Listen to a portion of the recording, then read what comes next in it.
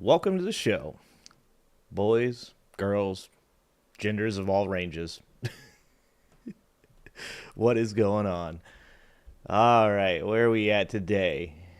It's Thanksgiving's over. I hope you guys had a good turkey day, good Thanksgiving. Hope you guys had a good time. Hope you guys didn't fight with your relatives too much. Hope you guys warned people about the dangers of oligarchy. It's big. It's what I'm into now. It's my new move. My new move is warning people about the dangers of billionaires being able to put chips in your brain. That's what we're doing nowadays. All right, so let's see what we got going on. Today, we got a video about a Trump supporter getting kicked out of a comedy show. Why do Trump supporters keep getting kicked out of comedy shows? It seems like a trend. Like Trump supporters can't have fun anymore. Like it's just like you have to be shilling for Trump all day every day, or you're not part of the cult. But apparently, there's a lot of videos of Trump supporters getting kicked out of comedy shows. This one down here, actually, I don't know if you can see that. Heckler tries rushing to fight comedian. That guy wasn't a Trump supporter, but it was pretty funny. So we got that. Well, no, he probably was a Trump supporter. Let's be honest. We've got Ukrainians reacting to Joe Rogan's rant on Ukraine, and I think that's like one of these things that I think people don't think about when they get on stream and they're talking is that the people they talk about are real people. Like when I get on here and I say Joe Rogan has a lizard brain and being, so like fearful and hateful towards Ukrainians because they're being, drone striked, I generally wonder to myself, is this something that I would say to the person? And yes, it would. In fact, if you guys ever get me hooked up with Joe Rogan, I'll go on that show and I will say all the things I've said to Joe Rogan. I don't have a problem with that. Joe Rogan apparently has a problem saying it to people's faces, though, because Vladimir Klitschko said, let's do this. And Joe Rogan said, what do you think, Twitter? Should I do it? He's literally asking Twitter like he's Elon Musk now. I think that I watched the very beginning of this video, and it's something that people should see. In fact, I've watched before Dylan Burns. If you guys ever watch Dylan Burns, I like Dylan Burns. He's a good dude. He goes over to Ukraine and he does interviews with Ukrainian people, and he gets up on the front lines with Ukrainian. Well, he's not fighting, but he's out there checking out stuff with the Ukrainians and looking at what really is going on over there. And there's a couple times he's gone over there and talked about some of the things Hasanabi has said about Ukrainians. And it's always really interesting to see these people that are actually dealing with this, because I think here in America we have a real entitlement program. We do have an entitlement program. We have a real entitlement problem here where we're pretty spoiled. We get to kind of voyeur what's going on in these other countries, and much like the British do us nowadays. But we get to watch these things, and we don't always recognize that these are people that are living in real, actual, horrific conditions. I mean, I was reading a comment from a girl that said, I think she is from Saudi Arabia or somewhere in the Middle East. Maybe, where was she from? I can't remember where she's from. She's in a place where there was a lot of military involvement, and she was talking about the fact that when she's at home, she knows that like her mother might not come home, her father might not come home, her brothers and sisters, may die. And one of the things she said that was really like pertinent to me was she said, sometimes, your kids just don't come home. And that was like, wow, that's such a crazy life to live, knowing that one day your kid doesn't come home, what happened, that your kid was involved in a drone strike, or perhaps was kidnapped and could be being trafficked. Like, it's the types of things that Americans role play. They think it could happen. Oh, this if my kid goes outside, man, it could be abducted, and and like these people like live the real life. So I thought that this was a good video to watch, because it gives an actual like point of view from Ukrainians on the things that that Joe Rogan said recently. Let's see who's here. What's happening, Renong? It's time for Christmas. Fucking Mariah Carey has broken out of the ice, and the songs are happening. What's happening, Alan? What's happening, Natalie? What's going on? What's going on, Pro? Yeah. They have no critical thinking skills to have a sense of humor. That's probably right, Pro. I'll be honest with you. It's like, the funny thing is like, most of the time in these stand-ups, these guys are just like, they're telling jokes, and then they make like a joke about Trump, which, let's be honest, Trump is the greatest source of stand-up material since George Bush Jr. Okay? It's just, that's a fact. That's not, you can't prove me wrong on that. He is the greatest source of stand-up material since George Bush. And they'll literally sit through the entire show, and then they'll make a joke about Trump, and they just like, they can't help themselves. I think in this video, the guy just yells out, Trump! Like, we have literally gotten to a point with MAGA cult members where that's like just their like rallying cry. Can you imagine what the Civil War would be like? Can you imagine you're on the other end of the war?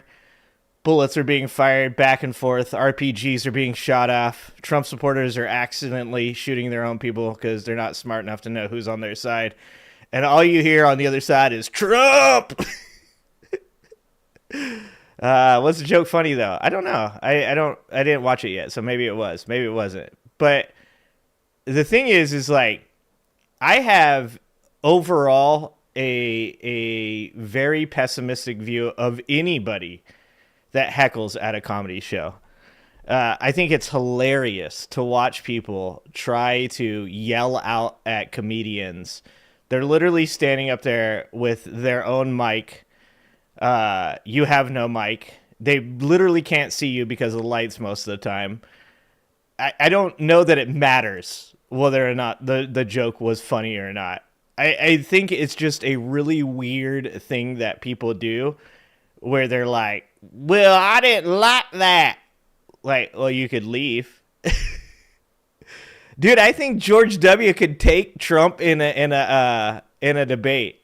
That's a good question, Natalie. Trump versus George W. Who wins that one? What do you guys think? W's got kind of that. I don't know if you guys have seen that video. It's been circulated online. Somebody brought up an old video of W with Putin, and it's kind of like what Trump wishes he was. And to be honest with you, I was like super like tripped out by it. In fact, we should just look it up.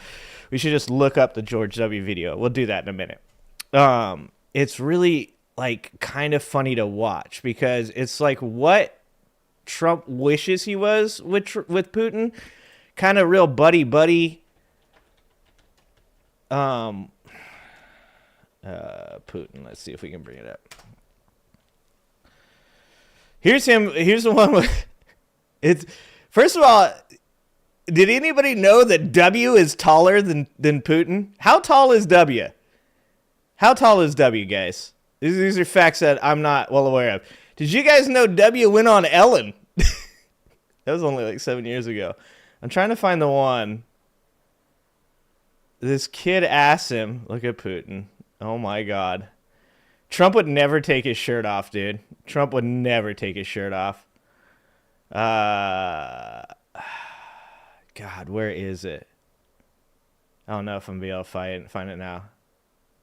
Here's a Bushism. We got an issue in America. Too many good docs are getting out of business. Too many OBGYNs aren't able to practice their love with women all across this country. Oh, it was a different time. Let's hear that one more time. That's one of my favorites right there. Too many good docs are getting out of business. Too many OB. Read on. Why are you judging him, dog? He's in Russia. You can't take your shirt off very often in Russia. In the like press conference, Putin says that W said, he said to me, do you want to join the 110 degree club? Which I thought was going to be something completely different. But apparently the 110 degree club is people that go for runs in the 110 degree heat of Texas. That's not what I thought it was.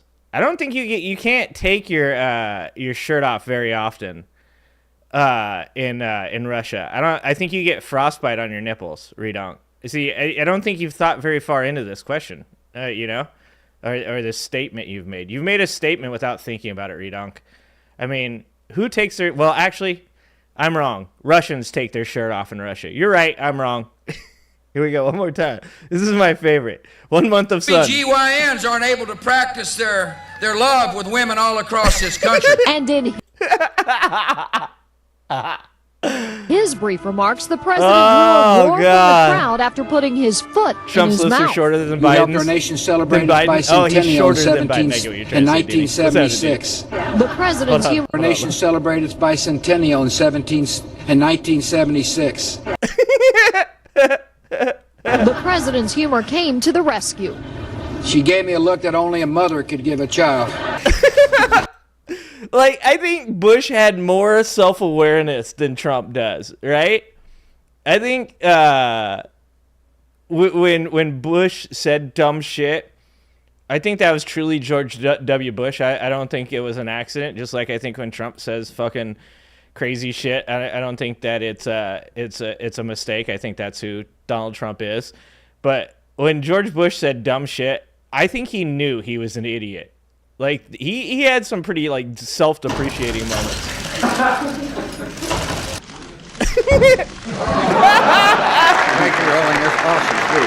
Is that Sam Donaldson? Forget it, you're a has-been. I call upon all nations to do everything they can to stop these terrorist killers. Thank you. Now watch this drive. What the fuck? Ah, Jesus Christ. I think there should be a new rule. I think there should be a new rule in our government. You cannot play golf if you're the president of the United States of America. No more. No more. I don't want to hear any more debates between two old 78-plus-year-old white men about who's the better golfer at the debate stage. I don't want to see Trump slice. I don't want to see George Bush show everybody his drive after talking about the terrorizers. Oh, my God. Our enemies are innovative and resourceful, and so are we. Mrs. Who's father? Who are we talking about? They never stop thinking about new ways to harm our country and our people, and neither do we. I think they misunderstood. He wasn't wrong there. Oh, that's prophetic. He said, they don't stop of new ways to hurt our people, and neither do we. That shit was straight up prophetic. Estimated the will and determination of the commander-in-chief, too. A year ago, Yeah, Perry. What's up, Perry? When Bush was president, I always said when people were like, dude, he's a fucking terrible person. He's a bad president. I was like, yeah, but he's the type of dude that, like, I don't like him, but if he happened to be at the barbecue and he was having a beer, you'd talk to him. I mean, you've seen the shit with Michelle and Bush where Michelle hands off the candy to him at the funeral or whatever they're at. Like, he does have, like, some genuine charisma. And like I said, I think that, to be honest with you, Trump wants to be like Reagan. Trump wants to be Putin. Trump wants to be Bush Jr. Bush Sr. not so much. Speaking of Bush Sr. Strategy. Bush Sr. Bush Sr. was actually, like, in my opinion, if you want, like, a scary, conservative, right-wing, like, real politician, you're talking, like, Dick Cheney, or you're talking, like, Bush Sr. That's my opinion. As I said before, you've got to give MAGA this credit. They are the unity party. They brought in the dumbest human beings from the liberal left, anti-vax, anti-COVID, anti-big government, conspiratorial left, and from the conservative, scared of the government, don't like taxes, right. Like, they did. The MAGA is the actual unity party because they're not conservatives. They're not Democrats. They're just a weird amalgamation of crazy people that are not real intelligent, that are politically illiterate, that are too lazy to actually look into real policy and legislation, that are driven by fear and anger and hatred. It's like they took the tactics of the right and then they applied them to the scared, like, fucking, like, 70s hippies that got mixed up with the tech hippies of Silicon Valley. Like, I like to call it Silicon Valley. I like that better. Silicon Valley just sounds right. But... or is it Silicon? What am I fucking up here? I'm always messing this up. Anyways. But they did. They united. Like, you got it to be 100%. They brought in the two different sides and stuck them in the same room together. And they're like, we do have a lot in common. But when you're talking about, like, really actually, like, crazy conservative people, like, I'm talking about, like, fucking Senior Bush and Dick Cheney. Those are the fucking scary guys. My approval rating was in the 30s. My Jumbo, nominee for hairless the Supreme Mongolian Court had giant. just withdrawn. And my vice Shut president the had fuck shot up, Al. someone. No one cares. If you're a Trump supporter, I ban you for fun, dog. Say Trump 2024 so I can ban you. I said to him the other I do day, this shit for George, fun, dog. if you really want to end tyranny in the world, you're going to have to stay up later. Oh, shit. I didn't know George Bush's wife had jokes. Here's our typical... Mission accomplished. I should get... Dude, I could do that. I don't even need to buy a banner. What am I saying? I could just... I need to... okay, so I need to work on my background. I need to get a mission accomplished picture in my background. I think that's really fucking pertinent. Typical evening. 9 o'clock. Mr. Excitement here is sound asleep. Oh, damn. Damn. And I'm watching Desperate Housewives. Have they seen It is not a bad name, Alan. Because they might want to rethink. Oh, shit, son. Oh, shit. Oh, the good old days. All right, how about this? Trump versus George Bush Jr. in a dance-off. The whitest dance-off you've ever seen in your life. Holy fuck, that would be amazing. And we should have, what's his name? Simon Cowell. Simon Cowell should be there, and maybe Gordon Ramsay. I know he does food, not dancing, but I think it'd be amazing. Gordon Ramsay, Simon Cowell get to decide who is the winner. This is what America needs, guys. Look, if we're gonna get bread in circuses, let's get bread in circuses for real. All right, fuck this like state fair, traveling across the country, dumb bullshit. Okay, no one goes to fairs to ride rides anymore. You go to fairs to watch the hillbillies fucking, get in an argument with their wife and then fight their cousin. That's what you go to the fair for. We don't need a countrywide state fair. This is the problem with old people. Old people are always thinking about old shit. You need to move forward with the rest of society and realize what could bring this country together. George Bush Jr. versus Donald Trump. Look, Donald Trump needs to stop talking about tariffs. He needs to stop talking about deporting people or the price of eggs. This is all things that are completely out of his purview. He has no idea what he's fucking talking about. What he needs to do is just get on stage and have a dance-off with George Bush Jr., and the country would just be like, all right, you know what, this isn't so bad after all. You know what? We can deal with this for 4 years. We can make this happen. Maybe he'll play with the band. He cracks me up when he's dancing, and he's done it so many times in public. He obviously trying to fit in. What the fuck is that, dog? Oh, dude, what is that? Oh, who gave him a sword? That might be the dopest move ever, right there. That needs to be a fucking Fortnite dance. Holy shit, dude, that was amazing. Look at this move. Watch this move right here. Bam! Fucking give it to him, George.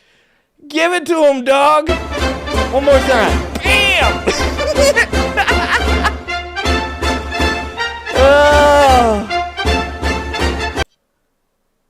Oh, guys, that was amazing. I'm glad we clicked on that. Trump has that basic Trump pump move. Bush has way more. Yeah. Trump just does the fucking two dudes at one time. That's all Trump does. Trump has watched way too much gay porn in his life. You know what I'm saying? Like, he does that shit on accident. He doesn't know. He gives the front move. He gives the in front move here. He gives the side move. He gives the double fisting. Like, that's his moves. Those are all of his moves. What's happening, Jeannie? What's going on, 40? What's going on, Paul? Oh, man. That's probably one of the most amazing videos I think I've ever seen. Oh, this is one of my favorites, though. Okay. No Hero Wars. Although those are dope. Those are dope. I might get that. This is my favorite right here. Fucking Matrix move right here, guys. I want to point out how close that second shoe was. All right, the first shoe, the fact that George Bush Jr. did not like completely duck down either, he just ducked the first shoe. The second shoe could have got him. Like, if that was more on point, the second move from Bush was not, it wasn't solid. Watch that first one. Okay, watch the first one. Whoosh, good move. Solid instincts, great reflexes. Let's be honest. If Trump gets a shoe thrown at him, he's taking the soul right in the fucking cheek, right? Like, there's no way Trump's dodging that.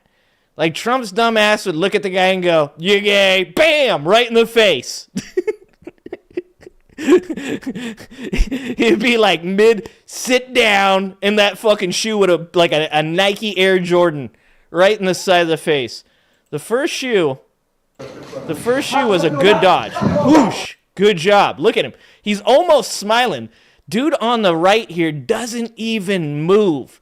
That's what happens when you come from a country that has some shit going down. That guy did not even move. He was like not even phased. He's like, throw another one, bitch. That's all you got?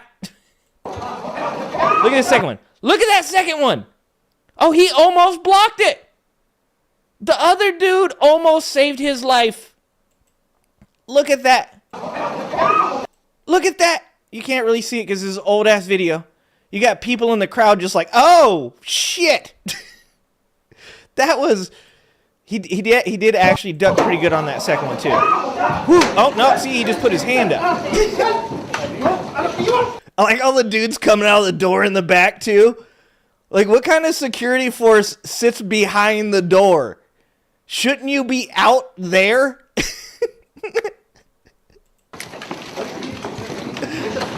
Oh, my God. Bush plays tennis and it shows.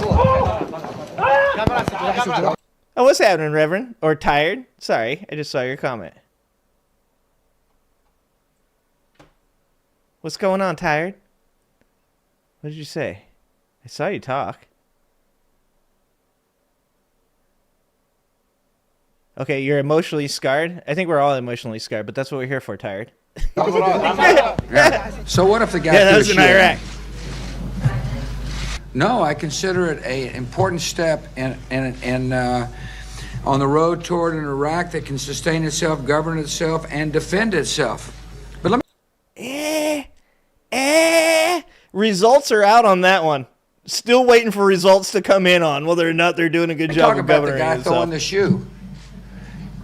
It is one way to grant... But let me talk about the guy throwing the shoe. He says that. Not a single one of you has ever said the words, but let me talk about the guy throwing the shoe. That's a 1 in a million. That's a one-off right there. Let me talk about the guy throwing the shoe. But let me talk about the guy throwing the shoe. It is one way to gain attention. It's like going to a political rally and having people yell at you. What? He's like literally just trying to make something of it. He's like an improv comic up there. It's like driving down the street and have people not gesturing with all 5 fingers. Oh, do you guys get what look at him. He's giving you, do you get what I said right there? He's giving him the you know what I'm saying? Look right there.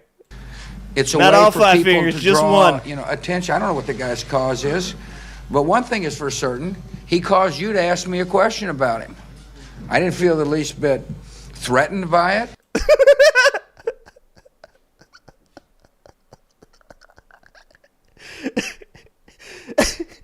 George Bush trying to make it okay. Oh my God. He's like, it was fine. Not even really a big deal. You know what? Somebody wants to throw a shoe at me. That's their right. This is America. Is he about to say that? Is George Bush about to say, in America, if you throw a shoe, that's your God-given right? These journalists here were the Massachusetts very apologetic. wave. They were, said this doesn't represent the Iraqi people, but that's what happens in free societies where people try to. Did he call them a street society? What the fuck is a street society? That's what happens in free societies where people. Did he just call the Iraqis ghetto?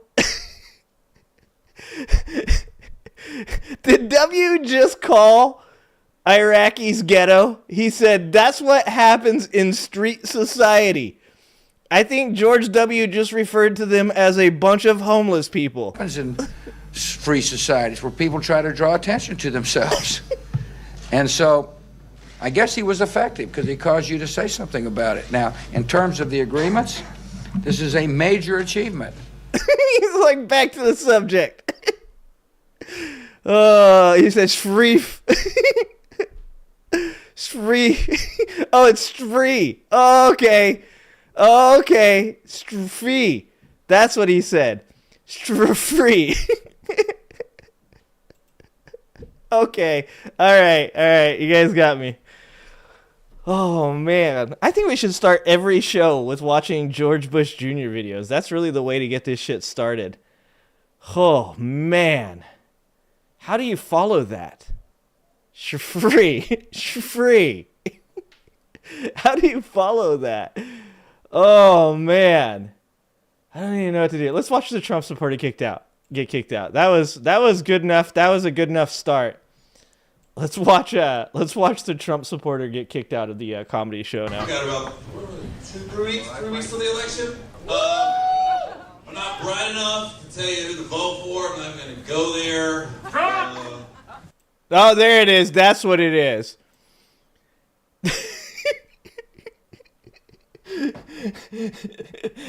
Nothing says brainwashing like you responding to any kind of question or statement about the election by going, Trump! And dude, tell me they don't all have the exact same inflection. They all say it like in their chest, Trump! Trump! It's like in Spanish, you know how you have to roll your R's? You know how, like, white people, when we try to speak Spanish, we don't roll our R's and it don't sound right? Like, nothing comes out good? Like, we're just not good at it? Like, if you're a Trump supporter, you know they're a real Trump supporter if they get that in the chest, Trump. Trump! I gotta get back down in there. Hold on. Trump! It's gotta make your chest, like, vibrate a little bit. It's like you're like a fucking air horn. Trump! Like a fucking tugboat. Oh, I'm never gonna hear a tugboat horn ever again and not think about Trump supporters. It's like they're passing gas. Oh, Jesus Christ. Like he used all 3 brain cells for that shit. This dude's telling a joke, just talking. Said he's like, you know what, I don't even know. I don't know who you should vote for. I'm not smart enough to say it. And this guy's like, I am. Hold on, brother, let me tell you. It's all cigarettes and diesel. Vote for. I'm not going to go there.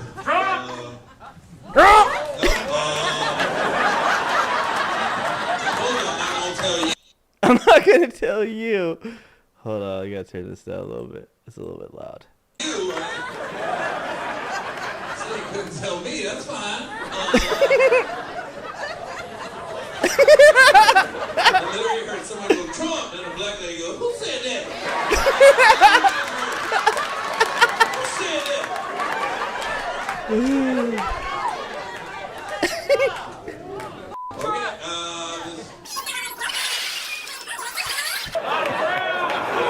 Somebody said, watch your mouth. What are you going to do? What are you going to do? That's my favorite, too. The dude in the crowd. You're at a comedy show. Watch your mouth. Like, remember when Trump supporters cried? Remember when all of them cried about how, like, they're just killing comedy? They're, like, telling you can't say things. You just, like, they're standing up there and they're saying that we're not allowed to say mean things. Look who you've become, Trump supporters. Look who you've become. You've become the person you hate. You're all up in the crowd saying, watch your mouth. Ain't nobody scared of you, dog. And later you heard someone go, Trump, and a black lady go, who said that? Who said that?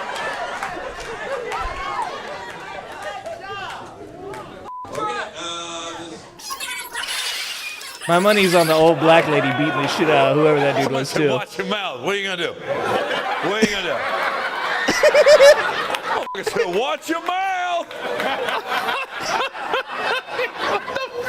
You can't even get tickets in the front row. Hey, we're not so late buying ticket, eh? Oh, I'm so glad you guys came. You guys have laughed at every joke. Like it's the greatest you have ever heard in your life. Because this guy has never even faced a stage. He's watched the whole. I've got to say, though, Trump supporters have made it so much more fun. Can you imagine if Trump supporters didn't exist? Who would we be making fun of? In fact, I think Trump supporters, they solved their own problem. Like, Trump supporters were so mad that people were telling comedians not to make fun of people or not to say mean things. And then Trump supporters were like, I'm going to take one for the team. I'm going to be the person that everybody can laugh at. We're going to come together in a unified opinion that laughing at weird-ass Trump supporters is the right thing to do. Like, they solved their own problem. Like, now the left is using words like retard because of Trump supporters. They actually solved their own problem. They fixed it. Now, like, Trump tard is a thing. It's okay now. You guys fixed it. You did a good job. And to be honest with you, who would we be laughing at? If Trump supporters didn't exist, who would we be laughing at? I feel like they fixed it. I feel like we did something good. Also sideways. The pre-MAGA's Tea Party, yeah. Yeah, Tea Party was pre-MAGA, yeah. I'm cool with the sideways laugh. It's better than that motherfucker. Trump! See, he knows how to do it. Came to have a good time, listen to some jokes, so the motherfucker take shit serious. That motherfucker. MAGA-tard's been part of the lexicon for years. You know what? You're What's not up to gonna you? get 5 minutes, motherfucker. That's the whitest motherfucker I've ever heard. Oh my God. Build your own career, bitch. You want my 5 minutes for? Oh, I'm dying. He's No killing me. refunds, ho. Oh, I shit. still got your money, bitch. Oh, fuck. So technically, you work for me tonight, ho. Stiff ass. How much amazing content has been made making fun of Trump supporters? This is another study we need to do. Like, where would we be right now with wars in Ukraine, wars in Israel? We got all this bad shit going on around the world. Where would we be right now if we didn't have Trump supporters to make fun of? I mean, there is a case to be made that this is actually enriching our lives. Now, in the end, we're probably going to pay for this. It feels good now. But one day, guys, when prices are through the roof, we live in the Handmaid's Tale, and ouch my balls is the only thing that plays on TV. That's going to be our reward. That's what we're gonna get out of this. All these laughing at these dumb motherfuckers is going to end up with us paying higher prices for shit at Walmart. That's our punishment. That's our punishment. But we did get years of laughing at these dumb motherfuckers. Laugh now, cry later. Oh. Give me 5 minutes, motherfucker. You. Oh. I won. Yep. The minute Fuck when you. they give up with the you. You notice Al's gerbil farm never said another fucking thing. Because he had the fuck you cued. Oh, we leave it?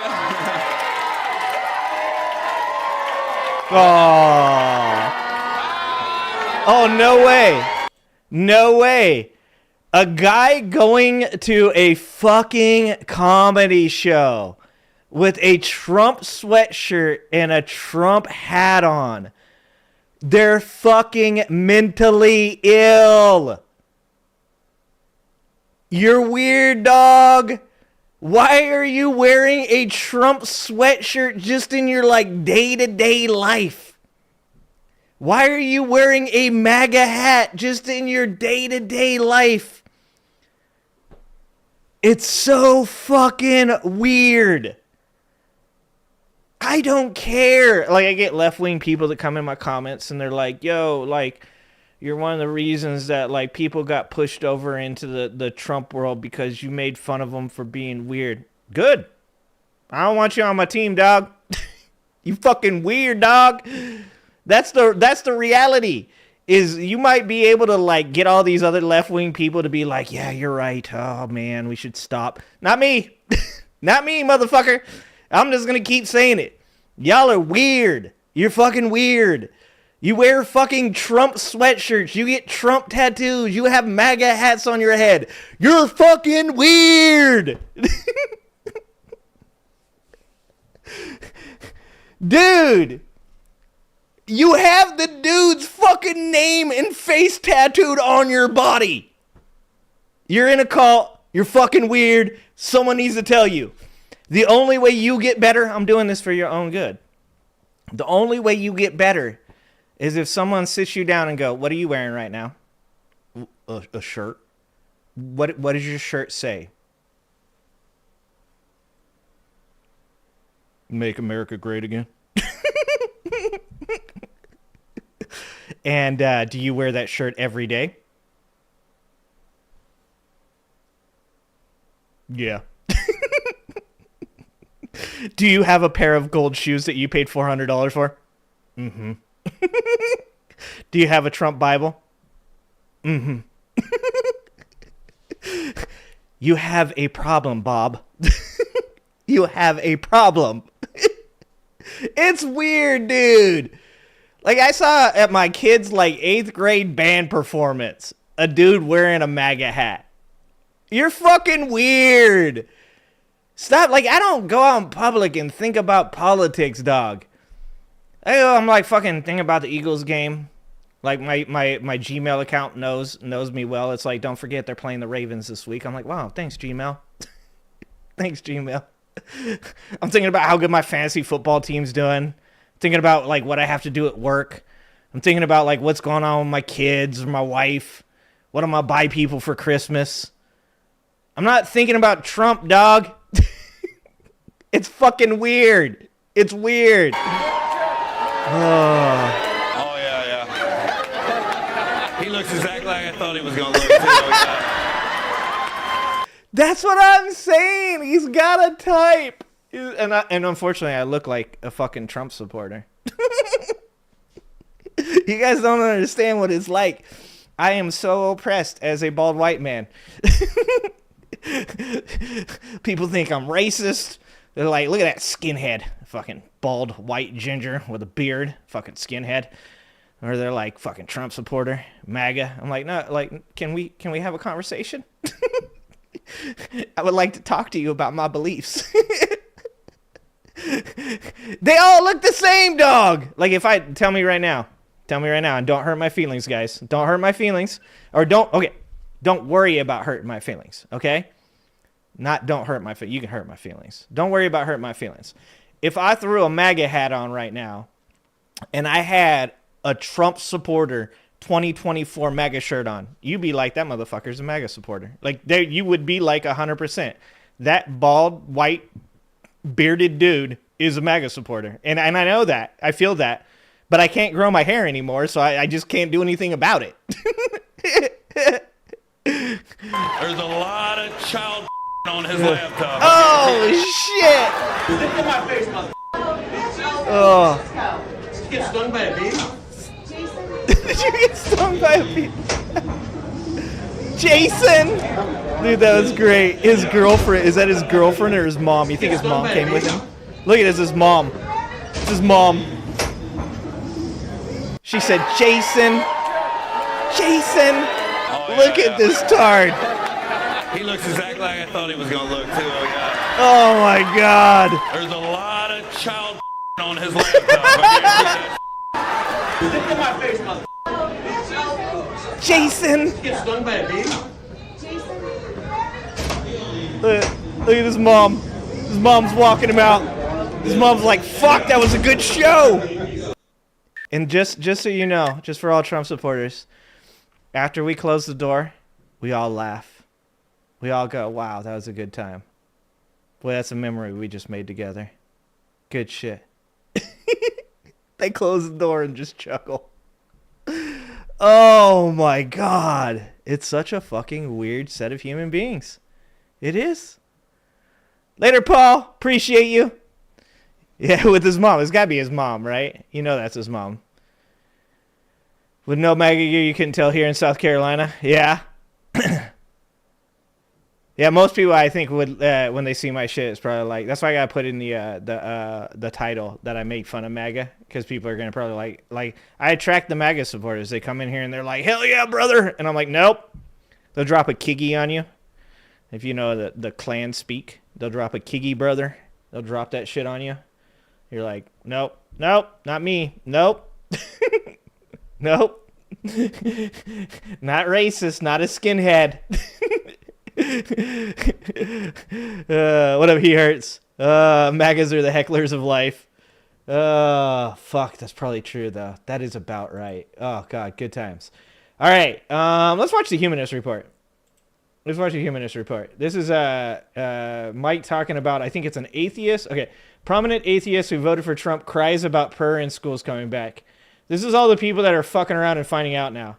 All the people that are like, he's not going to actually do tariffs though. Did you see the thing on the Mexican president where Trump was like, we're going to close the border. They know what's up. They've already said okay. And she's like, yeah, we didn't say okay. And he was like, I talked to her. She said okay. And she was like, no, I didn't say okay. And he's like, she did. He's like a big fucking child. Nuh-uh. Uh-huh. Nuh-uh. Uh-huh.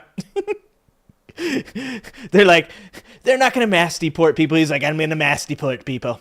They're like, he's not going to raise prices with tariffs. He's like, I'm going to raise prices with tariffs. Look, I'm not going to stop calling these people dumb. I don't give a fuck what people on the left want me to do. Until they stop being dumb, I'm not going to stop calling them dumb.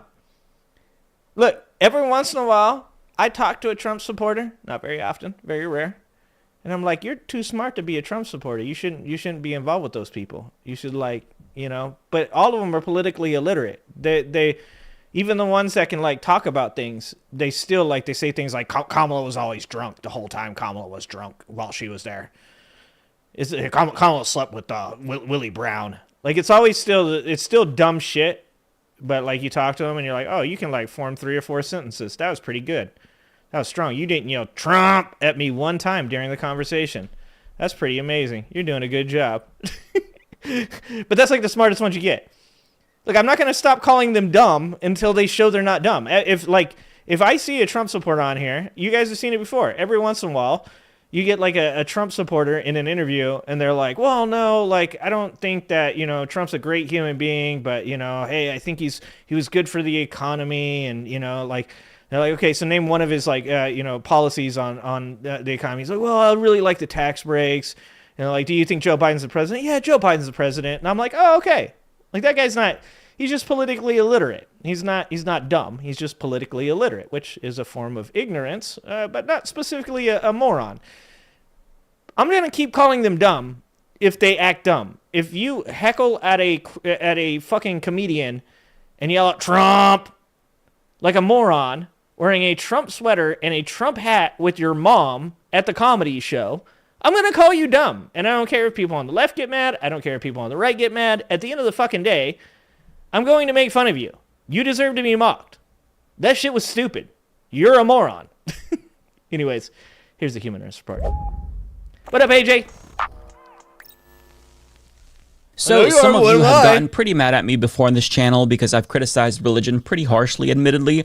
But if you are one of those people, then this video is for you, my friends, because today I'm going to go after my own community, the atheists. In particular, I'm going to go after one prominent atheist who I actually used to look up to and respect. His name is David Silverman. He is the former president of the American Atheists.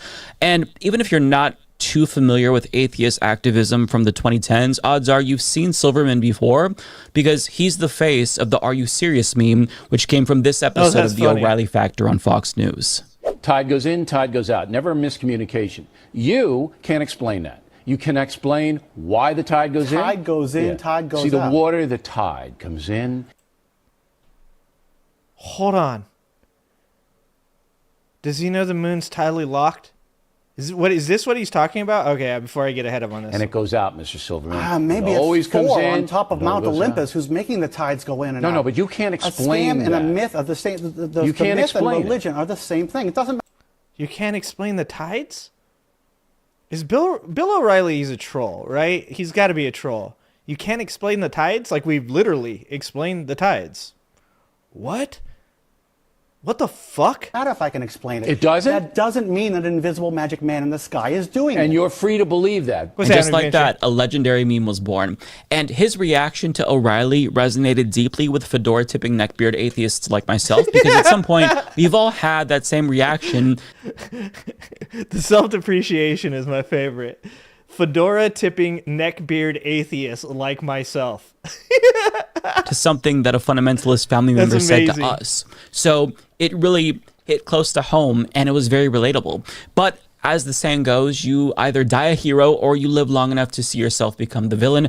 And I am sad to report that David Silverman has indeed entered his villain arc. So back in 2018... And it's the grift, dude. I'm telling you. It's like... It's a pyramid scheme.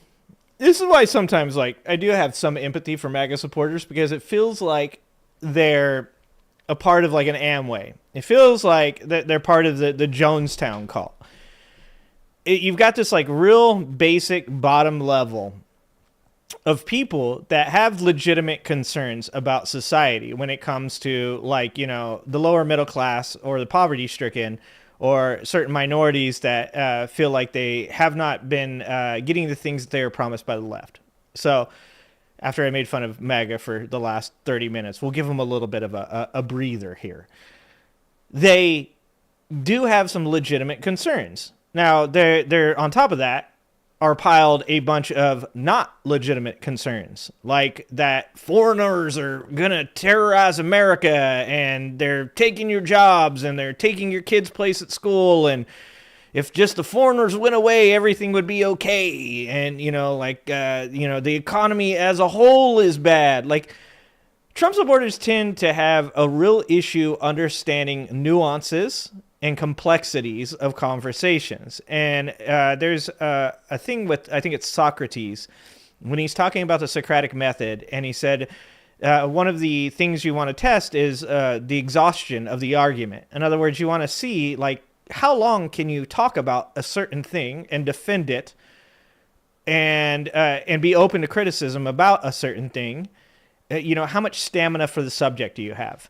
And Trump supporters don't have any, right? Like, I mean, really, they just want to say either economy good or economy bad. And then if you start to explain anything in numbers or big words, then they get lost. They don't like it. It makes them feel bad. It makes them feel like you're condescending to them. This is like, I don't know the answer to that, because at the end of the day, I'm going to be condescending. I think the things that you think are dumb, and I'm going to say they're dumb. But I do have empathy in the way that they're the bottom level of the pyramid. They're the people that are being grifted off of. They're the people that are donating their money. They're the people that are, you know, buying stupid fucking gold shoes and Bibles and watches and all the, guitars now. they're the ones being grifted off of, and then they end up voting against their own interests. And you even have like these older people, unfortunately, that are like being taken advantage of through these apps, where these apps act like they're Donald Trump or Elon Musk and get these older people to like give them their money because they, you know, they're probably, to be honest, mentally declining, you know, to a point where they don't make good decisions anymore. And, or maybe they never made good decisions in the first place. But at the end of the day, the next level up is like your bottom level tier influencers and politicians, people that kind of ride the backs of the bottom level, the foundation. These are the people that are, you know, the Johnny Somalis of the world. He's not actually a Trumper, but he appeals to that kind of dumb shit ideology. You know, your smaller YouTube guys, your smaller influencers, your local politicians, your mayors, people that really, at the end of the day, like their existence is dependent on any type of reciprocation from the voter that they can get, or the buyer, right? And then above them are people that are like the bigger influencers. That's like your Tim Pools, your Ben Shapiro's. Those guys are like completely dependent on the foundation of the pyramid, and that the same thing goes for the Mark Robinsons, the Carrie Lakes, the politicians that are a little bit higher up. Those are the people, the Marjorie Taylor Greens. Like their whole existence is dependent on that foundation of the grifted, of the politically illiterate. And then above them, obviously, you get into like the Trump family, and then you end up with Trump himself and Elon Musk. This guy, I guarantee you, is trying to enter into that second level of the pyramid. He's probably like, okay, I can feel the tides are turning, and the thing that is now becoming popular, which it is being more on the MAGA side of things. Being more, you know, like, hey, I don't care about, like, saying certain words, or, yeah, we have pushed back a little too hard against society, which, by the way, I do believe. I do believe these things. I just don't feel like that's my content, right? That I'm not trying to grift off of it. You guys will see in my video that comes out tomorrow. My video that comes out tomorrow is a new way of trying to do things with me narrating and using, you know, video editing to try to make my point. But you'll see something that I'm trying to change about my channel. But it isn't what this dude's doing. I'm not trying to become MAGA. I'm not trying to go, oh, well, that's where the easy money is, so that's what I'm going to do. But I guarantee I'm going to prophesize this. That's what dude's doing. The board of directors of the organization that he was the president of voted to terminate him following allegations of financial conflicts of interest as well as sexual misconduct, which he does deny. Now, these days, the organization still exists, but it's not as prominent as it was. So here's something that's really prevalent in MAGA. That he was the president of voted to terminate him following allegations of financial. So this is something that's super prevalent. Obviously, we see it already with like Peter Hegseth. We see it with Matt Gaetz. Anybody, we saw it with Russell Brand.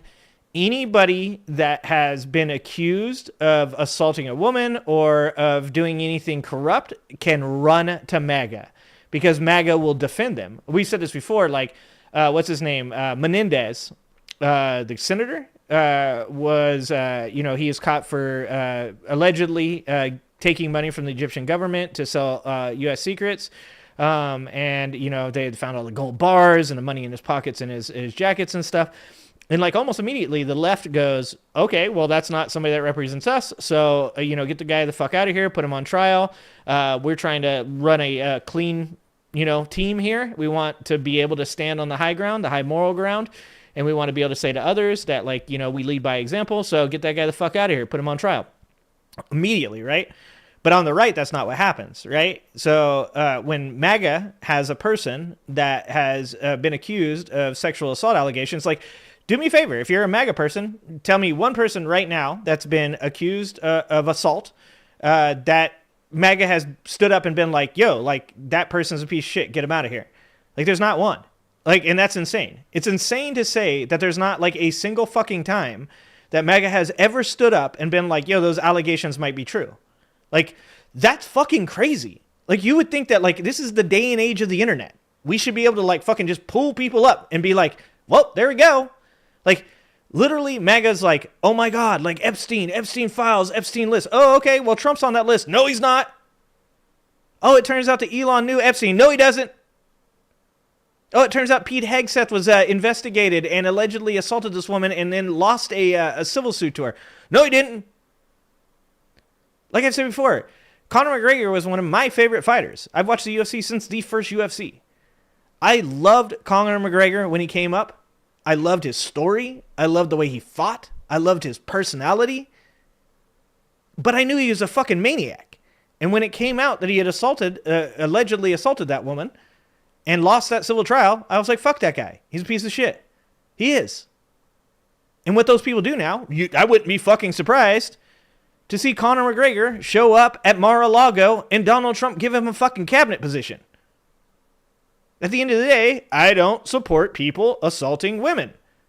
And that means even if it's somebody that you love or somebody that you like or follow or think is a good human being, and then they do some shit like this, you shouldn't support that.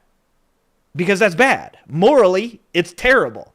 But every one of these people know, like Russell Brand did, as soon as the allegations come in, go hide with MAGA, they'll defend you. It's like they're the opposite of the Me Too movement. Conflicts of interest as well as sexual misconduct, which she does deny. Now, these days, the organization still exists, but it's not as prominent as it was under Silverman's leadership. But they do continue to prioritize secularism and humanism, and they're currently fighting Trump's Christian nationalism. Silverman, however, went in a completely different direction. And even though he still does... And I guarantee you it's because he was fired. So now this is the way that people work. They know that there is safety in numbers, and they know that they have been removed from their group. So now they know the group that will protect them is MAGA. And so they all of a sudden become, oh, no, you know what? A lot of the time now, I've actually had these thoughts. I was talking to somebody about this the other day. If you're on the left and you get disenfranchised, you do something on the left that they don't like. And to be honest with you, there's sometimes that the left is overly sensitive and does indeed get too upset with people within their own party over dumb shit. And then they excise them. They excommunicate them. They move them out of the party. They tell them they'll never vote for them again, blah, blah, blah, all this stuff. Those people have an avenue to go to the right. So the door on the right is wide open. And when I say the right, I mean MAGA. The door in MAGA is wide open. But once you walk through the door closes. Once you're in MAGA, you're stuck there. Like you don't have a way back. Because the reason you don't have a way back is because that conduit does not go both ways. The left can move into the right, but it's incredibly hard for the right to move into the left. Look at what's happening with Liz Cheney. There's a lot of people on the left that are like accepting of Liz Cheney, but they'd never vote for her.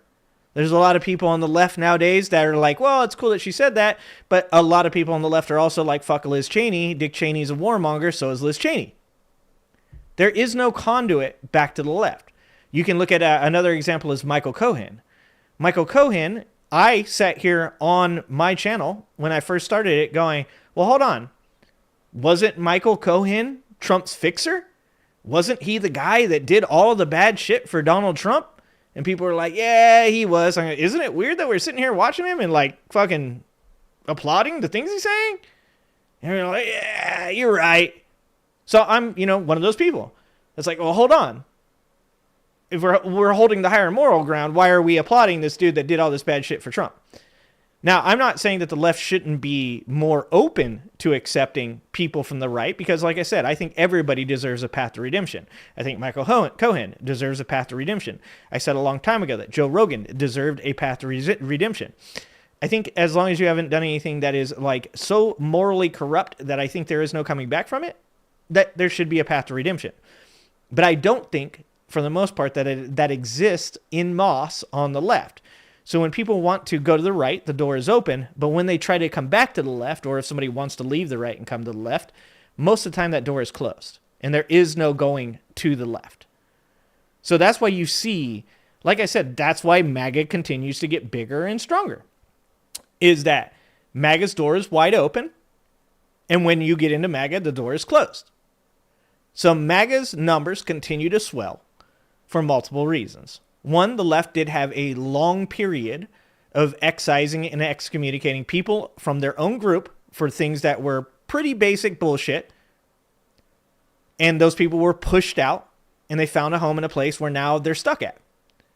And obviously, they pulled a lot from right-wing conspiracy and conservatives that are anti-big government. But this guy is just doing that. This guy is doing exactly that. He is saying to himself, oh, I've been accused of these allegations. I am now going to go over here where these people will take me. And the crazy thing is even if you wanted him back, you're never getting him back because the left does not offer an opportunity for people to come back. No rehabilitation. Does identify as an atheist. He is now teamed up with the evangelicals that he used to fight against. I wish that was a joke, but it's not. For example, if you go to his Twitter timeline, which you shouldn't do because you will get brain damage, you're going to see him retweeting posts condemning socialism, sex education, and taxes. He's also retweeting videos of war criminals like Benjamin Netanyahu, and he's boosting posts conflating criticism of Israel with anti-Semitism. He's also engaging in Gaza genocide denial. He is sharing... And a lot of it's just cookie cutter. It's like, that's the easiest part about the right. On the left, you're almost always, well, you know, like people say, you're walking on eggshells. On the left, you're always trying to like critically think about what the things you believe are and try to, you know, have the best like take on it, right?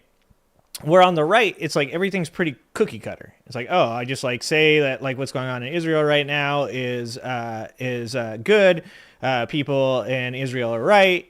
You know, on the left, it's like, if you try to take it, any type of, you know, more complicated point of view of it, you have to think your way around the problem. The right, you just agree. You just agree with everybody.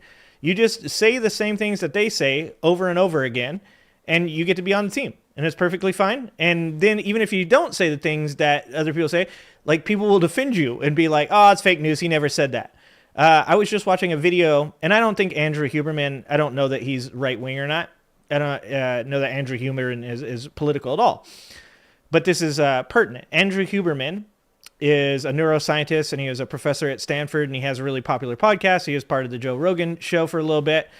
And for a long time, he would go on his podcast, and he'd, you know, say, oh, like, you know, you need to take magnesium for sleep, or, you know, people don't get enough sleep, or people are overworked. And he'd give like little, like, you know, semi-medical advice. But for a long time, he would say things like the whole thing with blue light is kind of bullshit. There's no real studies to show that like blue light affects your sleep patterns or your circadian rhythm. So, you know, it's not really necessary to buy into any of these like supplements that go with blue light. And then recently, all of a sudden, Andrew Huberman goes on his show, and his ad is, I wanted to let you guys know, I've been working with Roka sunglasses, and we have created a blue light blocking set of glasses. And if you go to Roka.com right now and put in Huberman, you'll get a 20% discount. Now, for anybody that's like a critically thinking human being, you're like, well, hold on, brother.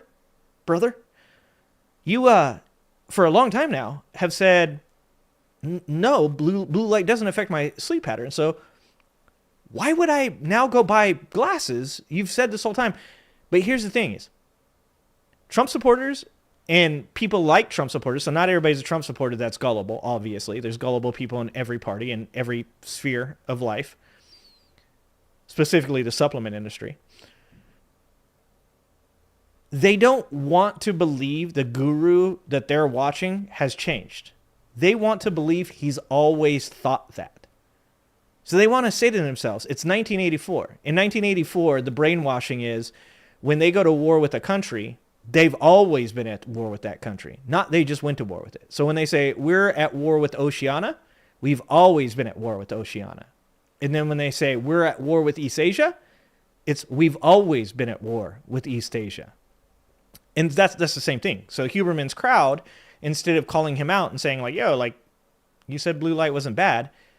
Instead, now they're like, oh, dude, that's right. Blue light is bad for me. God, I should go get me a pair of those glasses.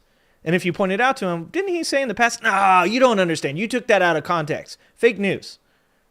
And that's what I'm saying. So on the right, even when you make mistakes, even when you fuck up, even when you do something wrong, you're given a pass. Because those people are blindly following you so hardcore that it doesn't matter whether or not you fuck up or not. As long as you don't go too far, as long as you don't, you can shit on Trump and then come back the next day and be like, sorry about that. And everybody's like, all forgiven, whatever, you're part of the team. That's crazy. Pro RFK Jr. memes and retweeting Elon Musk. On top of that, he is regularly retweeting anti-LGBTQ plus hate accounts like Libs of TikTok and Gays Against Groomers. And he's seemingly become as obsessed with trans people as the far right. So as far as like getting channels taken down, Benny, like to be honest with you, everybody's going to hide behind the Tucker Carlson rule and that this is entertainment, right? And to be honest, it's not wrong because it is entertainment. I don't think that pulling the channels down is the right thing. I 100% believe in teaching media literacy. I don't think you need to have channels pulled down. I think you need to have channels that tell people to be media literate. Like if I say something on this channel, for instance, like what I just said about Andrew Huberman, you shouldn't like take what I just said about Andrew Huberman and then like go tell your friends, oh, like, yeah, Andrew Huberman is now like, he's such a hypocrite. Like, go watch the fucking video. Like, go look it up. Go make sure that what I said is correct, right? So I think the thing to do isn't so much try to get these channels pulled down, because really that is like a really tough thing to do, because people can just hide behind the fact, the Tucker Carlson rule. They can just say, oh, well, I'm just entertainment. I don't believe the things I say. Like, really, I'm just up here trying to like keep people entertained. I'm trying to like make some money. I'm trying to have fun. Hey, those were just jokes, shit like that. So like, there's no real logical way to find to get the channels or get YouTube to a point where there's no misinformation or disinformation. There always will be, right? Like, flat earthers will always exist. Flat earthers will always have channels. And really the thing to do is to teach people to be more media literate. And when I say media literate, like, one of the things you should know, like, this is a pretty good title from Mike here. It says, prominent atheist who voted for Trump cries about prayer in schools coming back. Now, when you read that title, do you really literally think that he's going to cry? No, of course not, right? You think he's going to whine, he's going to complain. That's what you get from the title. Now, if it said prominent atheist panics about prayer in schools coming back, once again, you're going to probably think, oh, okay, well, he's probably not like freaking out, but he's probably going to be like on a news show saying something along the lines of like, he doesn't like it. He doesn't want it to be, involved in schools. This shit shouldn't be a part of it. And I think that that's one of the problems of our society. And it's one of the problems I've had on YouTube is like, I have a hard time creating clickbait because I want to be honest, but then when I want people to watch my videos, if I don't put something that's kind of catchy in it, then nobody wants to watch it. So it's a catch-22, right? And this is why I've said before, like, people have to recognize their part in the problem. And their part in the problem is that they are sucked in by clickbait. They are entertained by hearing Trump panics and, cabinet members leaving. Like, in your head, none of those cabinet members left. In your head when you click that video, there's no fucking way that his cabinet members just ghosted him. But you click it anyways. And if you're media literate, the reason you clicked it was because you go, well, I want to hear something about what's going on in his cabinet right now. And I know that's actually what the video is about. It's not they're fleeing. But unfortunately, there's a lot of people out there that still click those titles because they're like, oh, and then you see it in the comments. You'll see people in the comments say, Trump didn't panic. Like, what the hell? Like, this title isn't even right. And it's like, Jesus Christ. If you click that fucking title thinking that was what was going to literally happen in that video, you are part of the problem. I don't care what part of the political party or what your political affiliation is. I think media literacy is the way to do it. You just got done fighting with YouTube to reinstate your commenting privileges. Yeah. Well, and that's the crazy thing. If anybody gets fucking busted for something, it's generally people not doing much. Like, for me, when my channel got banned, like, I was literally saying that QAnon accusing Eminem of being a child abuser was like bad. I got banned. And I got, of course, obviously I got my channel back. Yeah, but you can say lies and hate aren't entertainment, but there's a huge part of our fucking culture that are entertained by it. WWE, it's all lies, it's all fake, It's violence. People like it. You know, like, I don't like it. I don't like, I like things that are honest. If something's going to be, like, dramatic, I want it to be real. If something's going to be, I don't know, entertaining, I want it to seem real, right? Like, I can't watch movies anymore. I can't watch TV anymore because it feels like everything's, the actors aren't as good, the scripts aren't as good. Yeah, my age is showing. Somebody said that in the comments the other day. That's true. So, like, I like realism. I like objectivism. I like looking at things for what they are and existing in reality as it is. So I always say I work with what is, not what I wish it would be. But somebody the other day when I said that goes, yeah, that's great and all until the majority of society doesn't agree on what reality is. And I was like, fuck, that's right. Like, so I can operate off of objectivism. I'm not an Ayn Rand person, just by the way. I've heard some Ayn Rand shit, and I am not a fan. But I do like objectivism, and I do believe that you should deal with reality, and that's what entertains me. I like real things. But the majority of our society is running from things.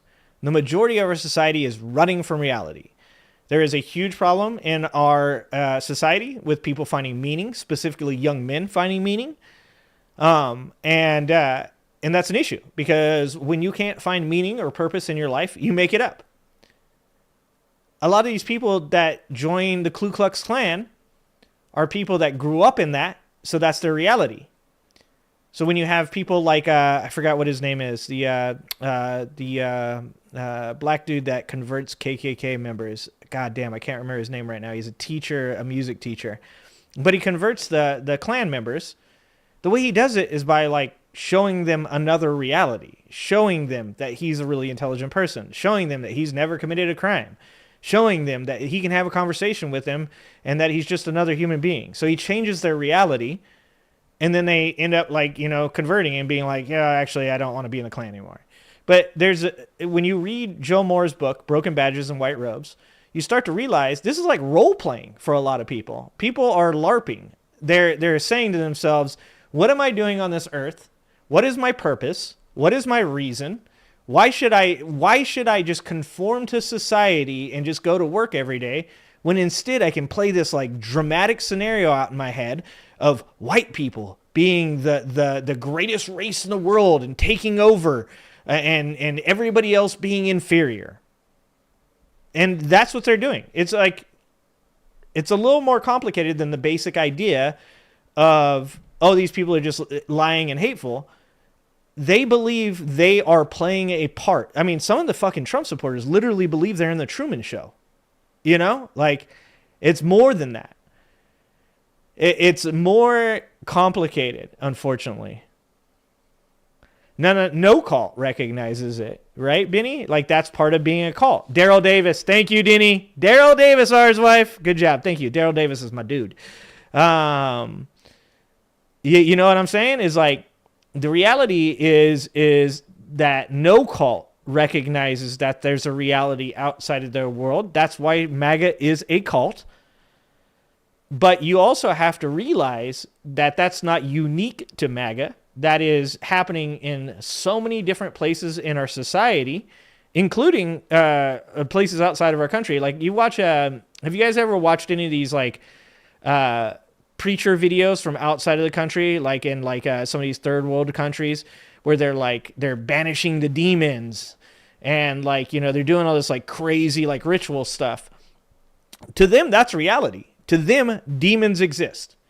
When you look at the super hateful LGBT laws in Uganda, where they're literally punishing LGBT people for being who they are with life sentences and death penalties, like, that's not because, like, of some, like, really, like, basic, like, oh, they're just hateful and they lie and stuff. That's part of it. But it's also part of the fact that they have created or crafted a reality to give themselves purposes, to say to themselves, why am I here?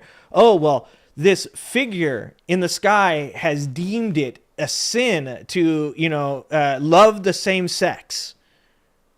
Therefore, my role here is to be the arbiter, the judge. the executioner.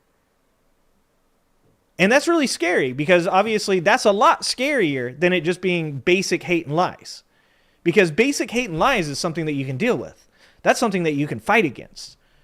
When you have people that have like literally a reality that has been crafted because it gives them the purpose they need to stay alive, that's when it's scary. And that's why MAGA, there's different levels of MAGA. And when you get to the QAnon, like loyalty, insanity cult of MAGA, that's scary. Because those people exist in a different world and probably are never coming back to ours. And when you talk about like the politically illiterate MAGA, there's some hope there. But the only hope that you're going to get from that is if you teach people media literacy. And our schools don't currently teach media literacy. So I think that the real way to come through and fix these types of things is through people. Maybe not me, I don't have the time, but people attempting to educate others to be better critical thinkers, to analyze the self, and to use things like political and media, be politically literate and media literate. If you can do those things, then you can see objectivism and you can see like where people are doing things for the reasons they're doing them, not for the reasons that you want to believe they're doing them. So that way it's easier for you to not accept them. Like that's important, you know? Archie Bunker is your dad on TV. Yeah, but that was Archie Bunker's job. Wasn't it, Benny? Wasn't Archie Bunker supposed to be, wasn't Archie Bunker supposed to be like, what is it called? Like a satire character? Wasn't he supposed to be like making fun of those type of characters? Humanist Reports is terrible genocide Joe types. Yeah, I watch everybody. Unroped. Like I said before, there's things that Mike believes that I agree with, and then there's things that Mike believes that I disagree with. That's who I am as a person. I do not look at people and say to myself, I refuse to take in their information. Now, if you're going to ask me like, oh, would I vote the same way as say Mike would? I mean, this year probably, but next year, maybe not, you know?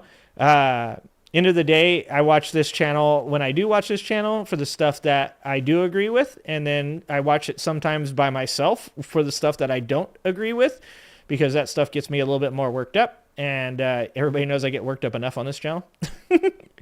So there's things that Mike says that I agree with, and there's stuff that he says that I don't agree with. Yes.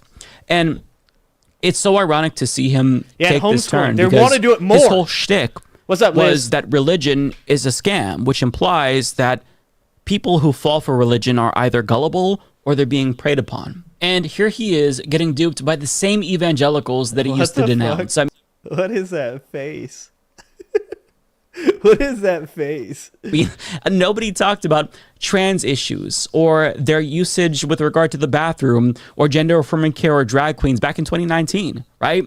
Even though they still existed. So ask yourself this question: why is this all of a sudden the biggest issue ever to some people? It's because and this is where, so speaking of something that unrope what you're saying is like, I do think that the Genocide Joe side of the left had a impact on this election and was a large part of the reason that Kamala Harris lost. So I disagree with what they did. I think that it's not, in my opinion, even morally a good thing. In my opinion, you know, taking the rights of the women that live near you, next to you, right there in your home sometimes, and tossing those out the window because, you know, of something that is going on halfway across the world. In my opinion, I think the right thing to do is to protect the people that you can and then work on protecting the people that you currently can't. So I protect my wife, my children, and then I try to get on here and help others on this channel. But I don't agree with the Genocide Joe thing. I don't agree with the route that those people went. But what I do agree with Mike here with is that those people might have been a part of the problem. But this like whole idea of like trans rights being a huge part of Kamala Harris's campaign, they weren't. And to be honest with you, maybe she should have. Maybe she should have pushed harder. Maybe that would have gotten more of those types of people to vote for her. But it wasn't. And this is my problem with all of these people that are now making this, claim that, the push for trans rights is what lost Kamala Harris the presidency. I don't think it was. I think the main factors to why Kamala Harris lost was the left is out of touch with technology and platforms like this and the reach that they have. I think that the left is playing between the 45s too much and attempting to bring conservatives that are disenfranchised with the MAGA Republicans, which will never happen because whether or not they say they don't like Trump or not, they're always going to vote for the most conservative president because that's the reality they wish to live in. I think that Kamala Harris didn't talk about free college. I don't think that Kamala Harris talked about a lot of the things like the Bernie type of people that we're into, that we're talking about. She mentioned, relieving medical debt one time, free healthcare, universal healthcare. I think that she didn't push on those things. There was a lot that I could go into that I think had a significant impact, including, like I said, the portion of the left that said, well, we won't vote because of what Joe Biden's doing in Israel. I think those people were a part of the problem.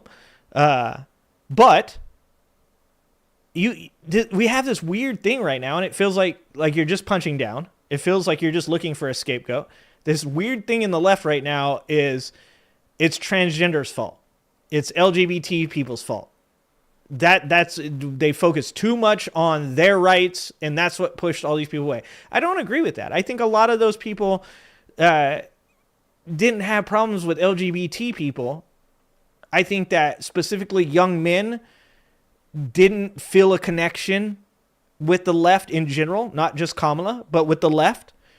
I think that, like I said, she didn't reach out to the socially or the socialists within her party, and she tried to play the 45s, and that's not how politics work. I don't think that that's how today's politics because work. This was a manufactured controversy by social conservatives and evangelicals, i.e. scammers, who raised the salience of this. And by the way, that is right-wing rhetoric. That is, once again, I've said this over and over and over and over again on this show, is the right wing says, well, maybe you shouldn't have talked about trans rights so much. And the left goes, oh, dude. Bro, we shouldn't be talking about it so much. Like, why are we talking about it so much? The left, for as smart as the left is, at times, the left can be fucking stupid. And I want to use the other word. But that's the reality. Is they do. They fall for right-wing talking points, and then they push them in their own party. And then they, literally the right's just they throw it out there. They throw the comment out in the middle of all the leftists, and then they watch the leftists eat each other over it. And this is a right-wing talking point. Maybe you shouldn't have talked about trans bathrooms so much, bro. No. She didn't talk about it at all. This issue to create a common enemy out of trans people, so that way the Republican Party doesn't have to focus on issues that affect most Americans. It's the oldest trick in the book, divide and conquer. And they did this to gay people not that long ago.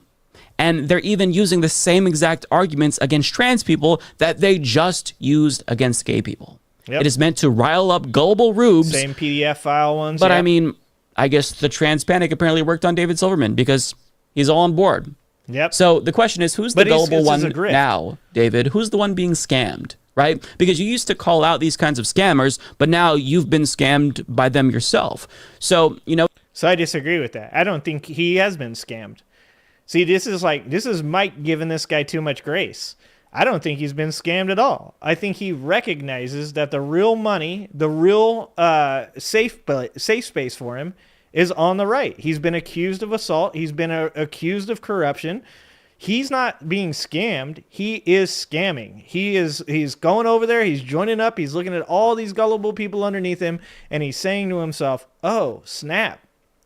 I'm not homeless anymore. I just join up with these guys. It's the outcast. It's sad to see that, but what are you going to do? right? And it's so bad that he even voted for Donald Trump in the last election. You know, the Project 2025 guy, he voted for him. So Hement Mehta, aka the Friendly Atheist, who's a great follow, by the way, he writes, after saying he's voting for Trump, former atheist group leader David Silverman is distressed by how the atheist movement is powerless to stop the pendulum swing to the right, and as a result, we are about to get prayer in schools. Now, I know he probably doesn't believe in souls, but this is literally what's called selling your soul. Like, you have a belief system, you have a moral system, and instead of standing on business, you took the safe, comfortable place on the right, and now you're realizing, oh, I can't. He probably thought he could. He probably thought, oh, it's okay. It's all just like a grift, so I'll get in there and I'll be able to do my thing normally. And he's probably losing a lot of people. Probably, I mean, the majority of his base is probably atheists, and he's probably finding that it is becoming very crowded in MAGA. That's the one thing I will say, is it's becoming pretty crowded over there right now. And there's a lot of people to grift off of. But it's going to be a lot harder for an atheist like David Silverman to find his spot within MAGA. He's going to have to lose a lot of his old followers, people that are going to refuse to go with him. And then he's going to have to find some type of shtick to be able to get the right to follow him. So he's got to have something that he does, some catalyst to drive the aggressively gullible to him. And that's probably what he doesn't have, and that's probably what he's regretting right now. So this is a classic case of, I never thought leopards would eat my face. But as you can see from the screenshots that he shares, in late May, Silverman announced, quote, I now feel that it's my patriotic duty to defend America by voting for Trump. Yuck. Dams, you brought this on yourselves.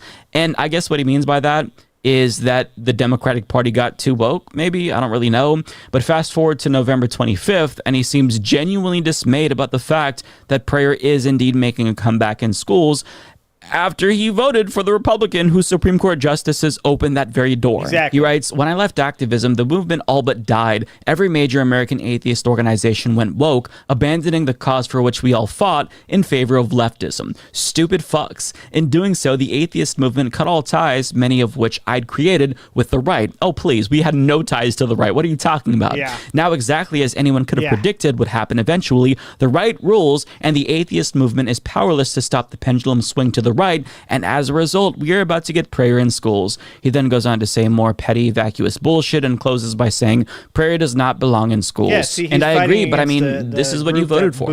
You voted affirmatively for the candidate who is going to facilitate the return of prayer in schools, because Project 2025 would do the thing that you say you don't want. So congratulations, David. You went from being an enlightened truth teller to a person who voted for the leopards eating people's faces party. And unfortunately, he isn't wrong about prayer coming back. Prayer in schools is making a comeback, but that's only the beginning. Now that the election is over, Trump doesn't even have to pretend that he's oblivious about Project 2025. He never was, but let me show you what I mean. NBC News reports that Trump tapped Russell Vought to lead the OMB. Right? This is the architect of Project 2025, which at its core... It's so like... fucking conspiracy theory time. Conspiracy theory time. The fact that his name is Vought, for those of you that watch The Boys, like, that's like, I don't know, did they take that from this guy? Did they have this guy in mind? Did they already know that this guy was a nefarious individual and they just like used his name? Because it's like, it's way too close to the show that this dude's name is Vought. And the evil corporation in The Boys is Vought. Core is a Christian nationalist agenda. And as the Interfaith Alliance explains, Project 2025 is informed by an overarching assumption that U.S. law, government, and policy should be informed by Christian nationalist teachings and morality. The organizers of this extreme agenda like to present themselves as champions of religious freedom guided by faith. In truth, their plans would suppress religious freedom and diversity, forcing people of diverse faiths and beliefs to have their choices and rights increasingly restricted. Yeah, because when they say diversity of faith, what they mean is diversity of Christianity. Like they don't want, I mean, what is it? Trump's already said he's going to reinstitute the Muslim ban. Like, what? I love that it's like right in the name, Muslim ban. It's like the fucking Ugandan one, Anti-Homosexuality Act of 2023. You're like, that's homophobic. They're like, how is that homophobic? Fucking what? It says anti-homosexual. What do you mean? How is it homophobic? Like, it's literally the Muslim ban. Like, it's not like, you know, people from other countries that also might be Christian or Catholic or other things. It's like, nah, if you're from one of the Muslim countries. God damn it. Oh, it's idiocracy. Restricted by one particular religious worldview advanced by the government. Project 2025 seeks to suppress various forms of diversity in public education and to erode or entirely eliminate the authority of the Department of Education to prevent discrimination in the classroom. It calls for measures to make it nearly impossible for educators to teach effectively about racial diversity or about sexual and gender identities. It also aims to fund private religious education. And just what you're saying there, Liz, about men lagging behind on degrees and all those things. Like, I think that the biggest problem right now is that the men that are stepping forward to be role models for young men are the worst possible people. Like, that's my hot take right now on helping young men. And I do think that young men need to be helped. I think that people shouldn't be held accountable for the sins of the father, right? So, like, it's like, you have all these young men that are growing up with these really poor role models because they're lost, they're confused, you know, they're being educated in a way that, like, men did really bad things, and men did do really bad things. I mean, women's suffrage is a thing. But some men, older men, need to get past their fifis and need to say, I'm going to be part of the solution, and I'm going to both accept that historically there's been a lot of things that men have done that just, you know, just like American society as a whole has some things that are embarrassing and are shameful. And, you know, you don't stop trying because those things happened. Instead, you grow up and realize that you can do better, and you try to help others do better. And that doesn't mean you have to, like, hide your head in shame, or it doesn't mean that you have to, like, you know, bow down and you know, like you said, claim oppression. Like, instead, what you should be doing is, as a man, as I've done with many young men that have came through my doors and have worked with me and that I have trained and helped become better human beings, is you need to lead by example. You need to show young men how to treat women. One of the things, like, young men talk a lot about, like, oh, not being able to meet women and stuff. And one of the things I told my son is, make friends with girls. Like, you know, he's a preteen. And since he was 8 years old, when he's like, well, I hope to have a girlfriend one day, I go, you know the best way to do that, bud? Get to know women. I'm like, hang out with them. Be friends with them. Treat them correctly. Be nice to them. Find out what women like. And help them find out what you like. And that's the real balance. Like, there should be an idea in society that the best society isn't based off ethnicity or gender or age or anything else. It's a society where everybody is happy, where men are happy and women are happy. And, you know, the one thing I've always said is that it shouldn't be men should be drugged down to women. It should be women should be lifted up to men. Because really, we don't want society as a whole drugged down. We want society as a whole lifted. And so the idea should be that men in a position of more positive movement because of some shameful and embarrassing things in men's history should use that pulpit, that pedestal, to help raise women up to where they're at. And I think that right now, one of the biggest problems in our society, and I truly do wish I had more time for like talking to young men, I really think that more male role models that are positive, that actually speak logically and don't make money off of it, need to step forward and teach young men, like, how to be a good person, how to treat others correctly, how to, you know, stand on business and be an honorable human being. Some of the things about, like, the red pill that, like, used to drive me nuts was, like, a lot of their ideology is like, one, take care of yourself. I agree with that. You should take care of yourself because you can't take care of others until you've taken care of yourself. 2, like, focus on your career and become successful. I don't have a problem with that. 3 was like work out and exercise. I think everybody should work out and exercise. I don't think just men should lift weights. I think women should lift weights as well. I think lifting weights is amazing. It's great for you. It's like they have all these like really like actually solid rules within the red pill community, but then the people that actually role model them don't role model those rules. They're womanizers. They're hateful people. They're grifters. They're not good people. And so when I talk about like young men and what you're talking about, like specifically, let's say, talk about the degrees thing. Men are getting less degrees than women. Well, why? Because to be honest with you, society has pretty much told men and women education isn't important. They're just going to turn you into some liberal communist. So you've got those people, and then you've got people saying things like you're going to get a degree, you're going to go into debt, you're not going to be able to pay it off.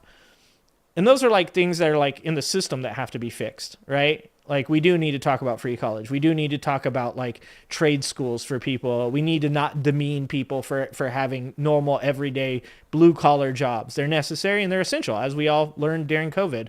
Apparently, I'm a hero. Apparently.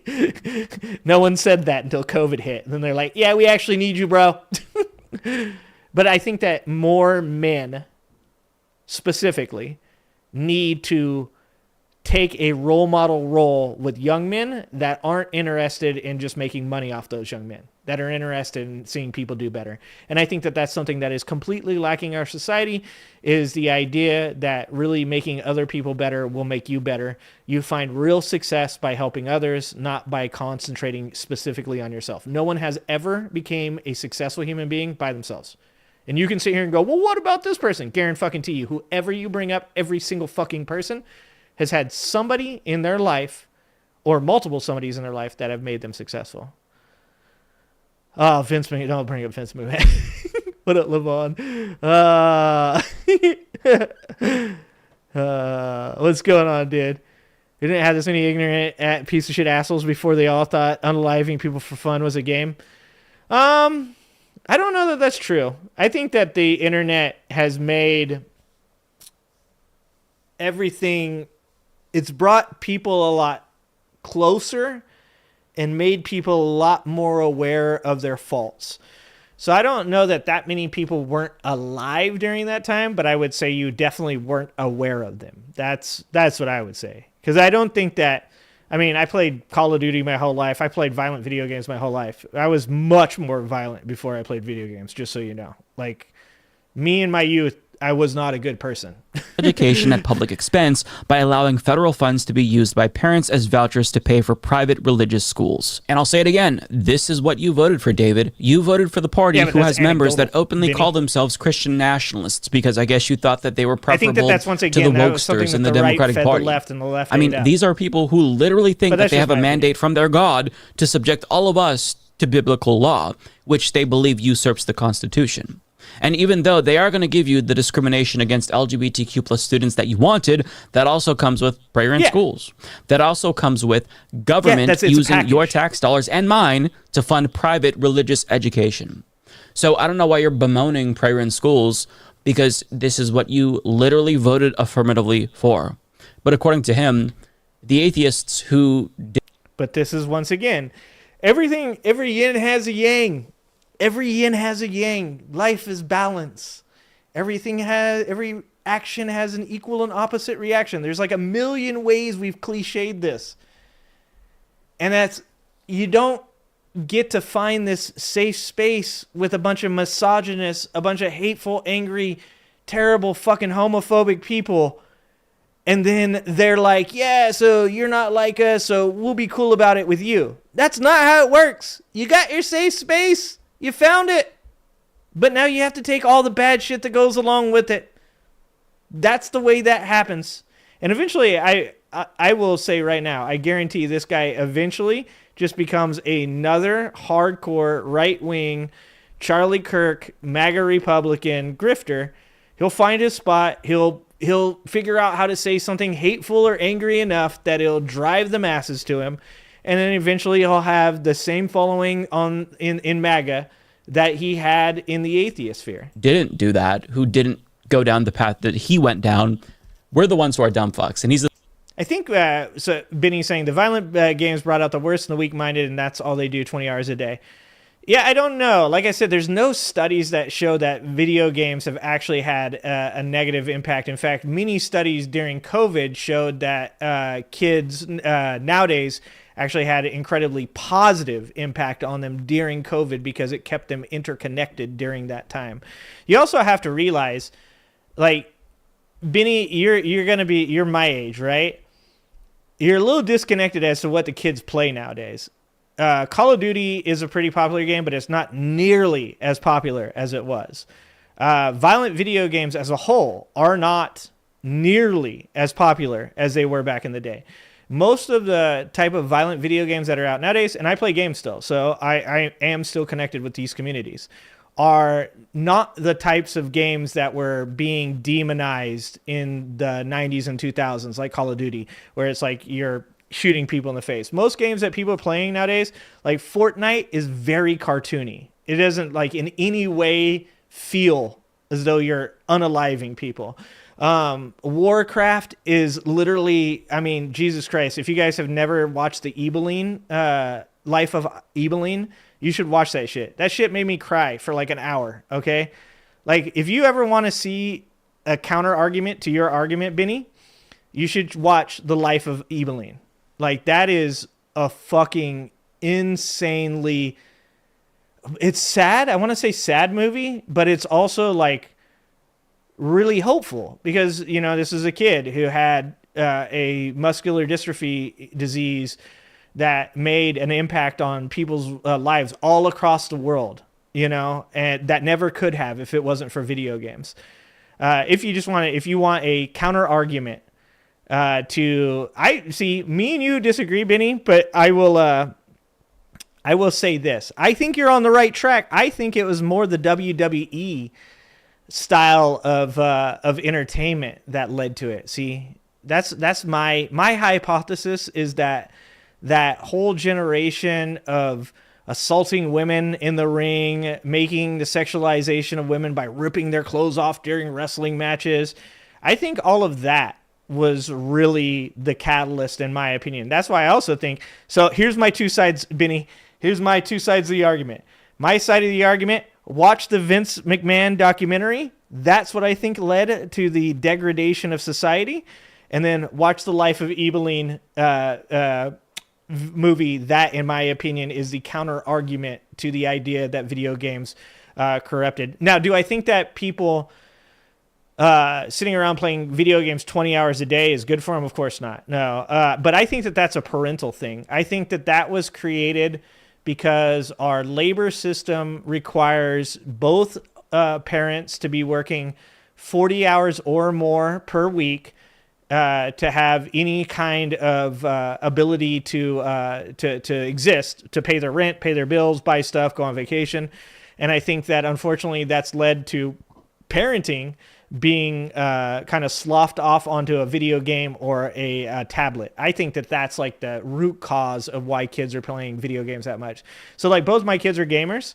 Both of my kids are academically fucking superstars. My daughter is a straight A student in high school.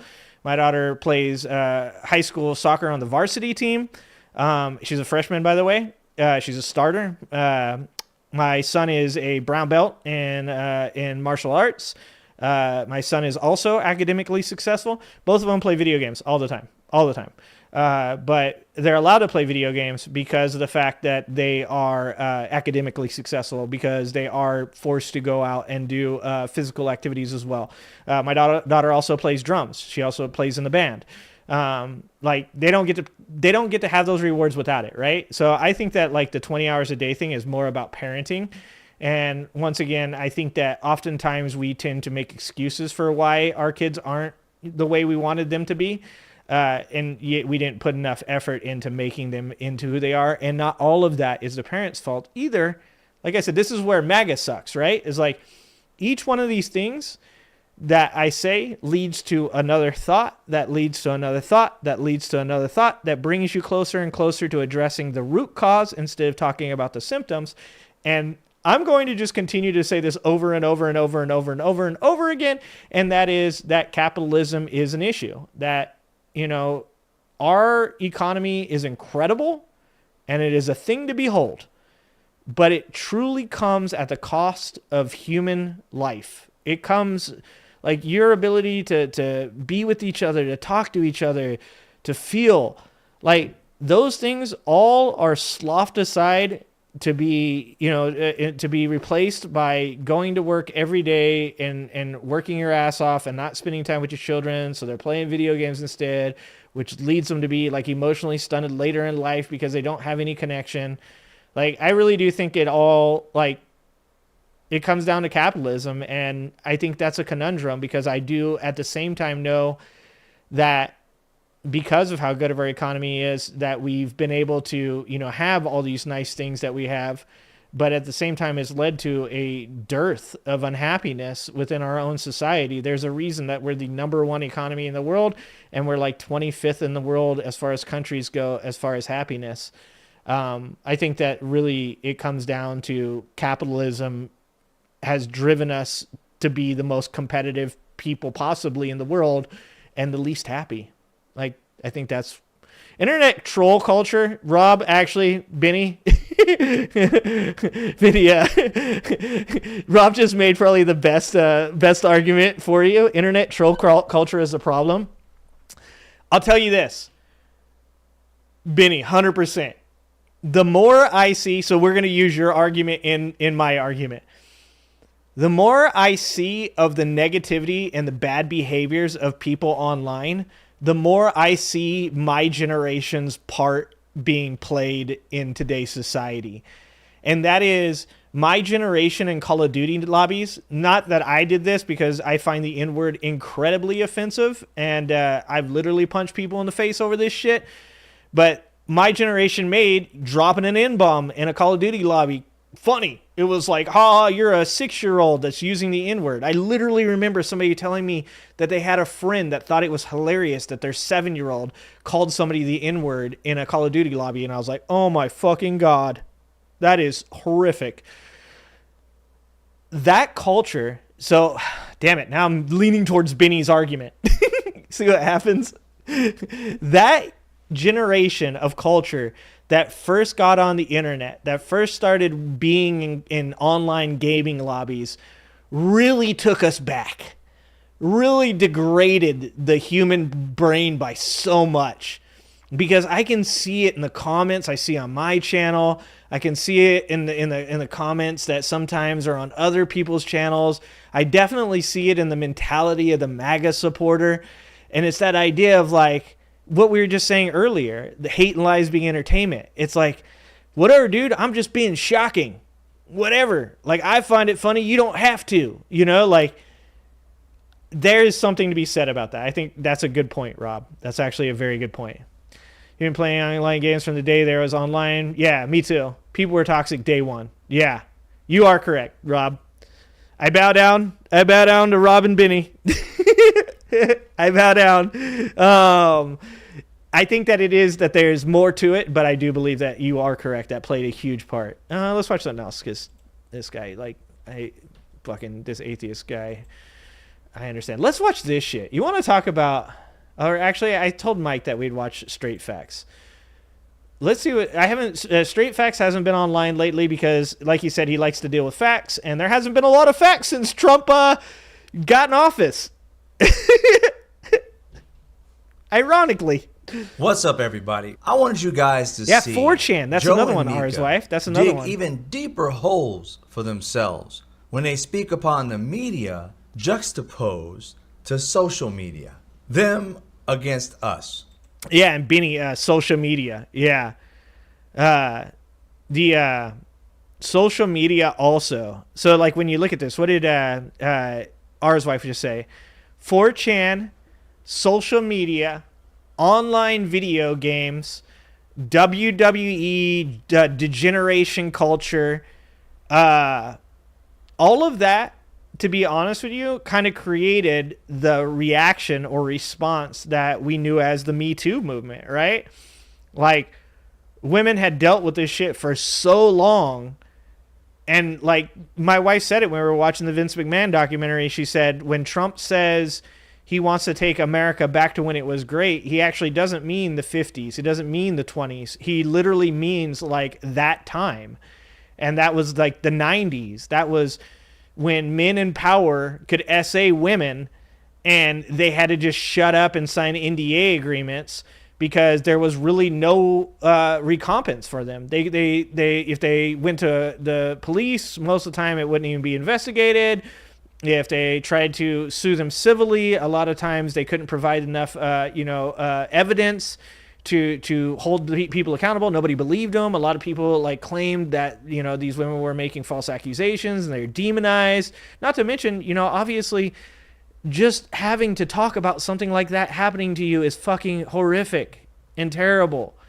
So it's like, I think that whole culture of the 90s that Trump really does want to take us back to, where it's like, whatever, I should be able to stand up on stage and say, fuck women, am I right? Am I right? Like, they want to take you back to that.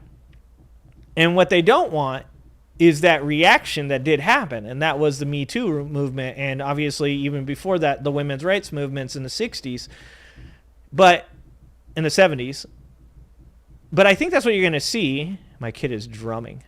I don't know if you guys can hear that. If my wife is watching, tell my kid to stop drumming. They're like literally right above my head. But they don't want the consequences. Yeah, exactly, Danny. They don't want the consequences of those actions. They don't want women to speak up. They don't want women to say, hey, we don't like that. They don't want minorities to say, hey, we don't like that. They don't want even, LGBT people to say, we don't like that. They want to go back to the 90s where they could do things. They had all the stuff they liked. They had the internet. They had entertainment. And they had the hand up on everybody else. And they had authority and power. And they're able to say to people, shut the fuck up. Take what I give you. And if you don't like it, we'll suppress you. That's really what they want. So I think that there is a lot to that. There's a lot to go with the internet society and entertainment during that age. It was a free country. We want to go back. Yeah, exactly. Or if social media, people lying every day, every hour, every minute about the news. What you do matters. What the New York Times does this is when they were telling matters. The truth. What the Wall Street Journal does matters. What Jonathan Lemire does Watch the matters. hypocrisy What in the Financial 4K. Times does matters. What NBC News and MSNBC reporters do matters. It matters. You know what else matters, Joe and Mika? Standing on business. As to why you two went to Mar-a-Lago and met with Donald Trump. See, you guys came back and told us this random bullshit, but no specifics. They're consistently acting as if we're the bad ones. You know the funniest thing about Boats and Hose 40 is like, that was like us literally like being like, isn't this like mentality funny? Isn't it like really like lowbrow? Isn't it like crazy that this is the kind of things that we think of? And then we're like, you know what? I kind of like that time. That's fucking insane. Hold on, I'm going to let this video play. I'll be right back. We're the non-truthful ones. We're the ones that are putting our feelings over facts.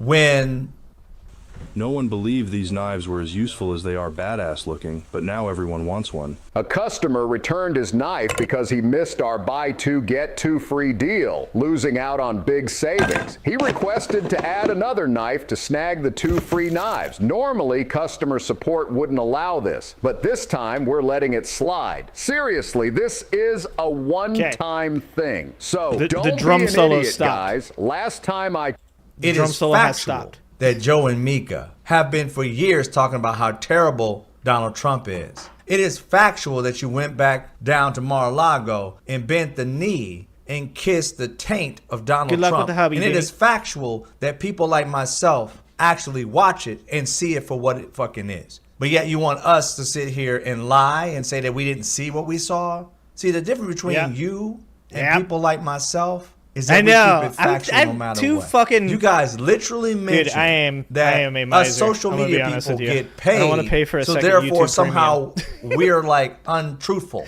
sir and ma'am. I like the you little can bit add of money all I have. of us up, multiply It's it a by very small 10, amount. and neither one of us combined makes what you make, sir.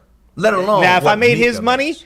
Combined guys, from what we do, we'd have how second much work premium we put account, in. And I okay? guarantee I'm not you that we put cheap. in more work than you do. See, we know, at least I do. I was in the industry for over 20 years. You are an opinion show, which means you really don't do news. Sir, you are a politician. You really aren't news. You are opinionated news. But you're acting like you're a news show. No, you guys share opinions about these facts. And the young man you had on was Trump somebody does. who's actually in Oh, the dude, don't press give that me actually ideas, writes Alan. news. You know, a place where you actually just bring them on to validate your opinion show. Yeah, we see you for who you are, Joe and Mika. Joe would sit there and talk forever about his feelings of shit and have one fact and expound upon that shit for fucking 45 minutes and act as if he's talking about fact. No, the fact left the building once you told it. Bro, I missed you. Somebody let Street Facts know I missed him. I'll go on there. I'll comment on my damn self.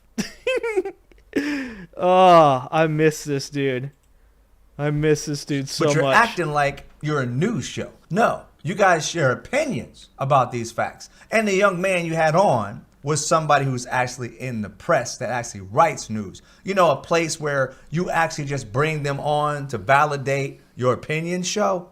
Yeah, we see you for who you are, Joe and Mika. Joe would sit there and talk forever about his feelings of shit and have one fact and expound upon that shit for fucking 45 minutes and act as if he's talking about fact. No, the fact left the building dude, ours once you wife told it is at the gonna be very running beginning of your forever. rant. They're gonna the change rest the of it rules. was not fact, sir. It was your opinion. Whether I believed in it or not, it was your opinion, and I respect that. But please don't come on here acting like you're spreading all the factual shit and then try to discredit social media by saying we get paid these piddly winks. You understand that us social media people have multiple jobs because this social media thing don't pay off. We do it for the facts reason only, not because we want somebody to like us and come to us.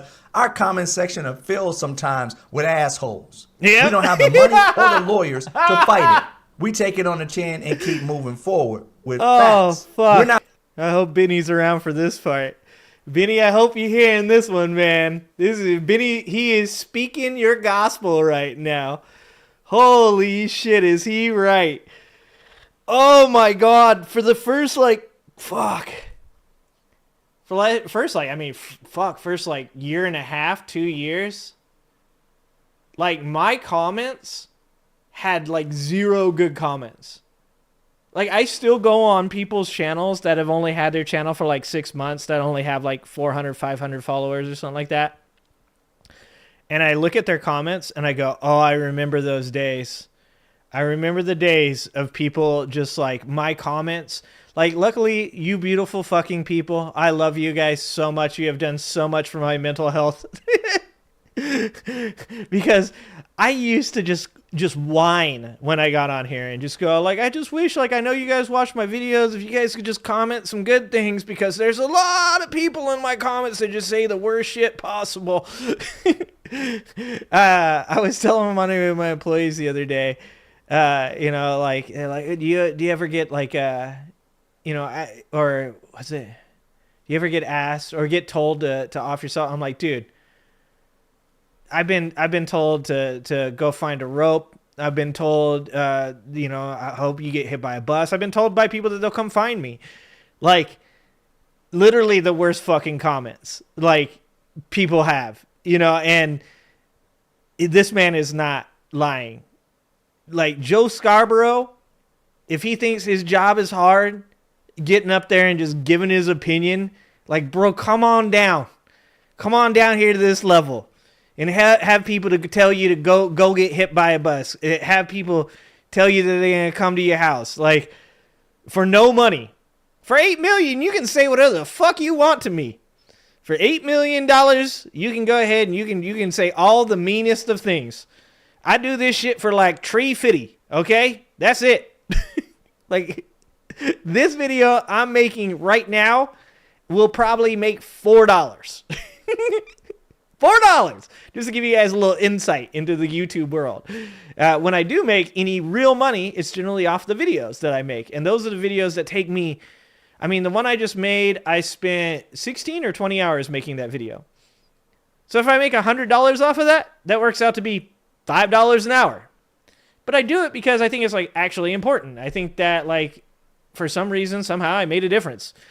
For some reason, you know, even though Kamala lost, you know, I really did reach, you know, multiple people, maybe just like a handful, but multiple people that came on my show and were like, I don't, you know, I'm a conservative and I don't like what's going on with Trump and I agree with you and, you know, I'm not going to vote for Trump. Like, that's what mattered. It felt good. It felt good knowing that, like, you have an impact, you're reaching people, like that the information that you're sharing is like legit. It's not just about entertainment. When I first started doing this, I told my wife, I go, it like actually annoys me because I get on here and I try to make videos that matter and people are like, make me laugh, clown. You know, and it's like, it's fine. Like, I like making people laugh. I really fucking enjoy making people laugh. I try to do it all the time and sometimes I'm even successful. But I also like trying to like do good things and help people and make a difference. And I don't think that these guys in this, like this Joe and Mika, I don't watch their show, so I don't know whether or not this is usually their shtick or not. I don't watch mainstream media ever. But, you know, like that attitude is why the left lost. The attitude, I saw somebody the other day say, so Barron Trump did a good job of helping Donald recognize that he needed to go on Aiden Ross's show, that he needed to go on Joe Rogan's show, that like he was the catalyst for this, right? And the person that was interviewing the person that said this said, well, Kamala did a pretty good job. She went on a Call Her Daddy show. And he was like, yeah, that wasn't so bad, but maybe not like the type of people, like it didn't really reach anybody that probably wasn't going to vote for her anyways. And they go, yeah, but she also like, she did a lot of NBC and CBS and ABC and Fox. And the guy was like, that's what I'm saying. Nobody cares about those people. Nobody watching MSNBC or Fox News or any of those things like hasn't decided. Like the people that are really making a difference, and you know, I'm going to pat myself on the back and like I'm going to wallow in my own hubris for a moment, are content creators. And the left has 4 fucking years to get that in their brain. The left has 4 years to build their own empire of content creators that have a voice that can reach people that matter. It ain't going to be Joe and fucking Mika, okay? It's going to be people like straight facts right here. This guy reaches people. He's got a common sense voice. He's better than me because I just make fun of people. He talks to people. He says things that are factual. He reaches the lower class, the middle class, the lower middle class, and the impoverished. And he does it in a way that is human. The reason he hasn't made a bunch of videos was because he's not trying to fucking make money. Because he's literally just trying to help people. And that's what's going to reach people. Not Joe and Mika. Joe and Mika ain't doing shit. Not beholden to any advertisers or no executive producers who have their own ideas on what the fuck to say, on top of you being connected to the people. You know what I mean? You have all these Republicans and other people come onto your show and spread their ideologies as opposed to facts. And you know how you just kind of like don't really. Oh, I don't think she would have every won once in a while you say, well, I'm saying she should have built a long. But again, they put that. Don't get me wrong, Rob. Me and you are on the same level with that. When my stepbrother was in here on the night of the election going, dude, like, you know, Rogan won that election, I was saying no. I do think that he had an impact on the politically illiterate, not the bro culture people, but the people that like were fans of Joe's, you know, 5 years ago that still like peruse the show every once in a while that might have popped in to watch the Trump interview and the JD Vance interview. I think he might have won over some of those people, but yeah, Kamala's never going to win the bro culture. And that's my point, is Kamala can't depend on people like Joe Rogan. She can't like woo Joe Rogan, right? Like that's not going to do her any good. And not that Kamala's going to run again. It'll be whoever it is, the left. Let's just call them the left. The left isn't going to be able to woo Joe Rogan over and get Joe Rogan to get his fan base to vote for them. Unless maybe they went with Bernie. Maybe if they put forth Bernie as a candidate, Joe would fucking buckle and go liberal again. But my point is not that she could have wooed them. It's that they should have been working on this for 4 years. Let's be honest. The left sat on their hands for 4 years. I think it was Steele, that Michael Steele. What's that guy's, the black dude that goes on CNN every once in a while? He said, probably 2 years ago, he said, the left has a chance right now to sweep victory in 2024.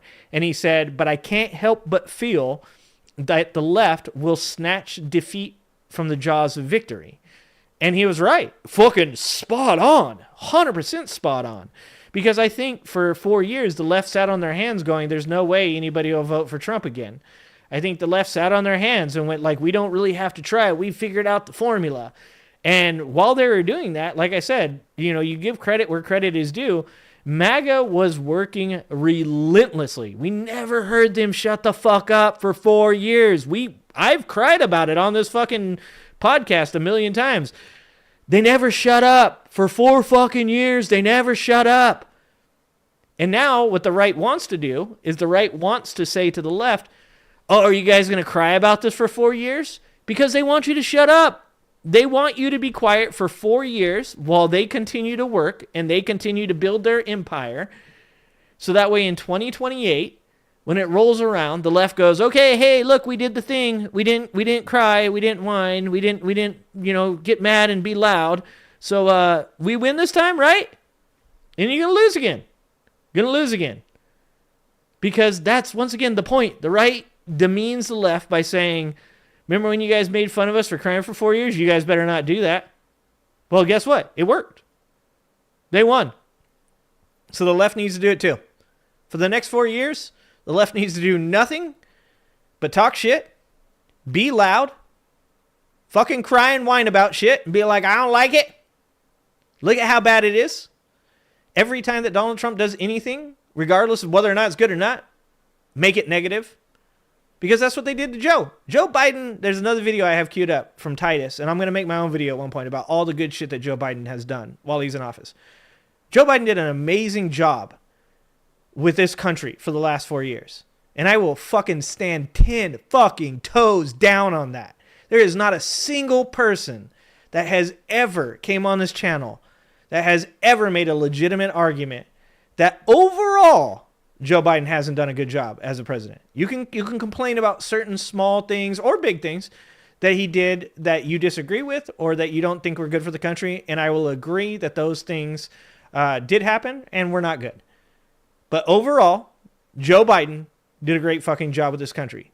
And yet MAGA convinced people on the left to talk shit to people on the left about Joe Biden. And still will do so. They'll still come in his channel and talk shit. The right convinced the left to do that, and the left falls for it every fucking time. So for the next 4 years, it's the left's job to do that to the right. Every time Donald Trump gets up and says anything, look at this moron. Every time Donald Trump does anything, look at how bad that is. Because it fucking worked. Because people are gullible, and the politically illiterate are lazy and don't want to do any type of research on policy or legislation or the background or their candidate. All they want to do is vote on vibes. So the left's job, if they really want to win, and this is up to the left to decide this, is for the next 4 years to be negative about what the Republicans are doing, to create a basis of social media and influencers that isn't like this fucking artificial thing either. This is something the left does that really drives me nuts. They can't make it artificially. You can't pay people to do this. You can't create your version of Joe Rogan in the lab.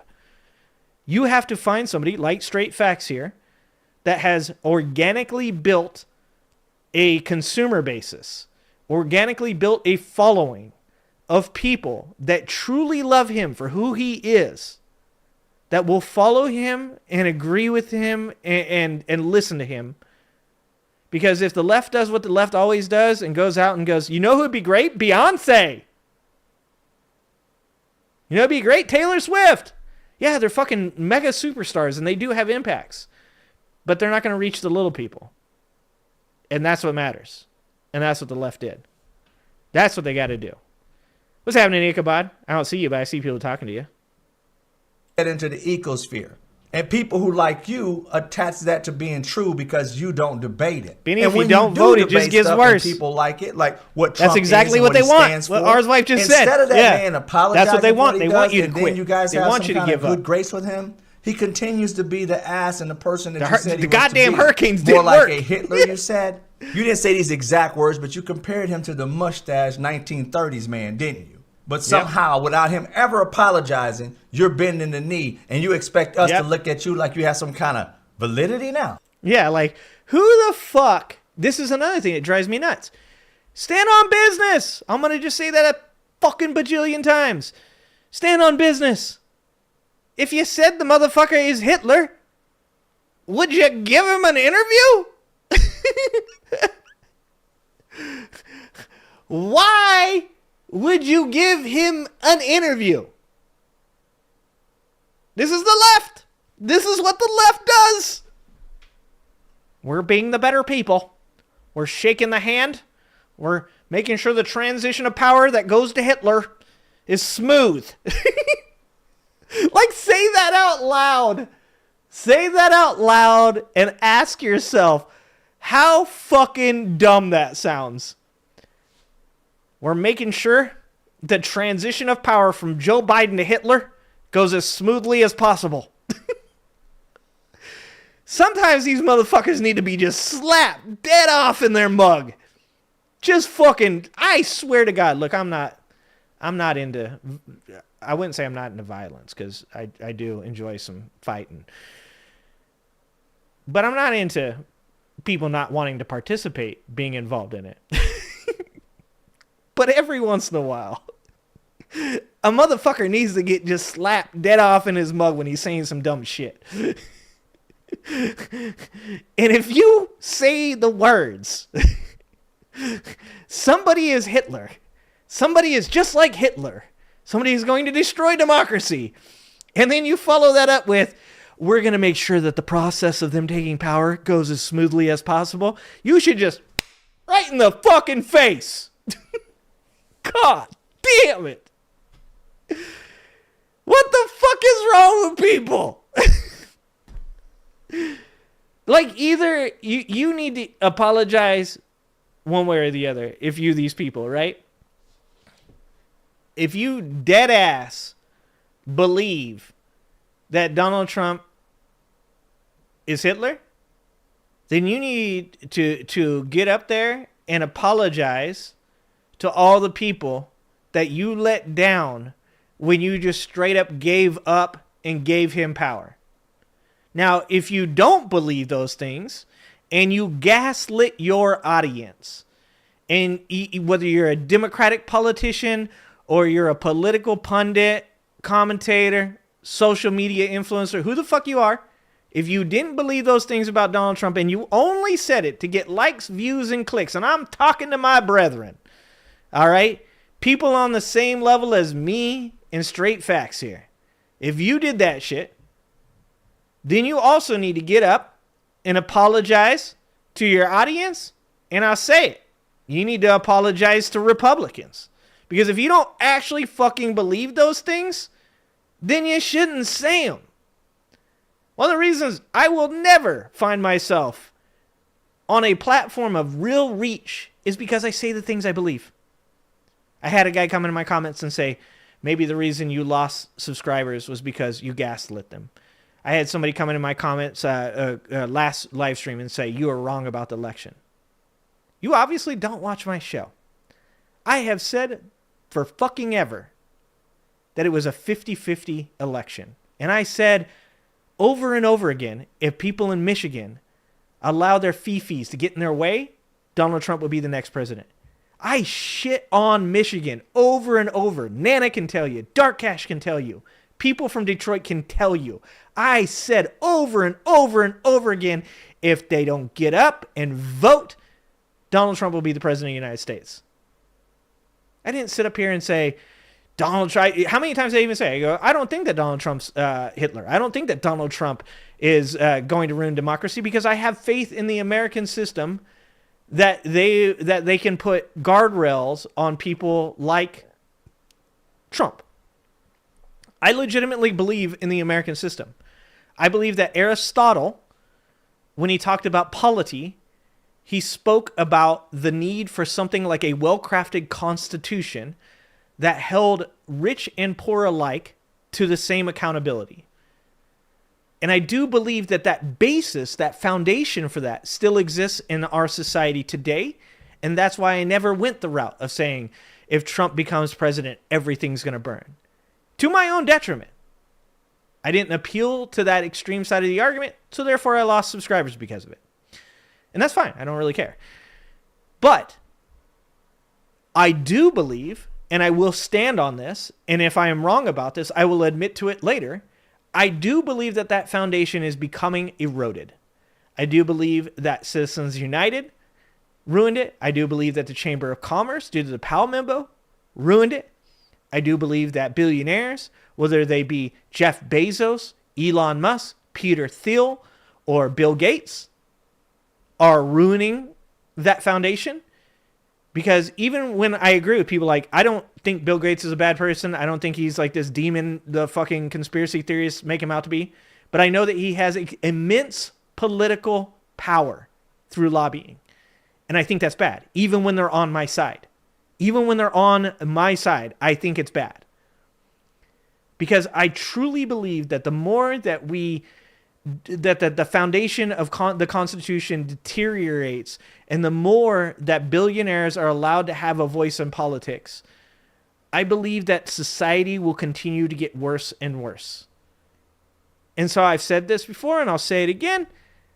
Donald Trump, in my opinion, is a moron. He is not a good human being. But I do not think that he will be able to cause the type of damage that the mainstream media was talking about, because I do believe in the American system. My faith is waning, but I do believe in the actual system, the way it was built. But 8 years from now, 10 years from now, if you let billionaires decide what's good for society, people that are completely out of touch with society, I don't think that will be true anymore. I do believe those guardrails will be eroded. I do believe that during this administration, the beginnings of that erosion will take place. And I believe that, Benny, if people don't vote, that is just going to get worse. So that's my opinion on that. Yeah, you may have some validity. I am going to join the Space Force. Space Force, whatever. Doesn't matter, Alan. It's happening. The personality. If I get drafted, I'm going to the Space Force. Their actual standards. You don't know us, but we only know you because some rich white person put you on TV many years ago thinking that you were some valid person. It's not because you actually earned it. It's because somebody gave it to you. You didn't become a journalist all of a sudden because you went to journalism school and became the best journalist out there. No. See, the end of real journalism started with cable news. That thing that you guys are on. Does your home feel like an Amazon warehouse? Too many boxes, sometimes it does. Not enough space? Take your old not scissors. That bad. Yeah, if you look at the trajectory as it's been falling down for decades, it was real news when it was actually broadcast. When cable came amongst, became... Well, in 1984, Fairness Doctrine. Like, that was a big part of it, too. A lot of talking The elimination heads. of the Fairness The Doctrine. idea of being a news journalist had nothing to do with you going to journalism school. Yeah, Rob, and you want to know something? Some of the dirtiest shit I've learned about YouTube since being on here is the same thing. It's like, look into the backgrounds of some of your favorite YouTube content creators. Even when it comes to content creation on YouTube, a lot of these people have some type of connection to somebody else that got them to where they are. There are very few people in YouTube that are popular now that have immense amounts of subscribers and have like a real like actual like financial basis that like so they can do this for reals and like actually make money and like it's their job. There are very few of those people that are organically made. Almost all of them, as you get further and further into the background, you realize, oh, they worked for this person that helped them get this. Or somebody like Hasanami, obviously with his uncle being Jank. You know, it's like you get to this point where you realize it's just like politics. The further and further back in this person's history you go, you realize that they were always set up to be what they are now. And then there's a couple people that you realize by like watching their shit and like looking into them, oh, this person actually like worked really fucking hard. They didn't have any connections. They created all of this themselves. They did most of the work. They became this person because they worked hard and they got what they believed was... they did what they believed was right, and they got what they deserved. That's very few and far between, even in the content creation. Like I said, look into some of the content creators you guys like. Look into their background. Everything to do with your popularity, your connections to certain people like politicians and celebrities. That got you to be able to be called a opinion news show. There's no such thing. It's either news or it's opinion. You guys are opinion, but you go under the moniker of news, which became the destruction of news. And if we want to go a little bit further, it became entertainment. You guys were the start of it. And guess what? Shows like TMZ, they're the ones who started destroying news. You guys opened the gate, he saw the money, and he ran right into it. To the point where he started paying for news. Oh, news wasn't something you just... And see, this kind of like is what I was saying about the thing about video games, right, Benny? Is that like... Also, there's another thing added onto that, right? Like, so TMZ, the ICU culture. I watched this video on philosophy talking about how we went from a society that was super afraid of the government watching us. You know, like we have all these people that are like, you know, Edward Snowden. Oh my God, it's like so crazy. Like, you know, he released all this stuff. He's such a hero.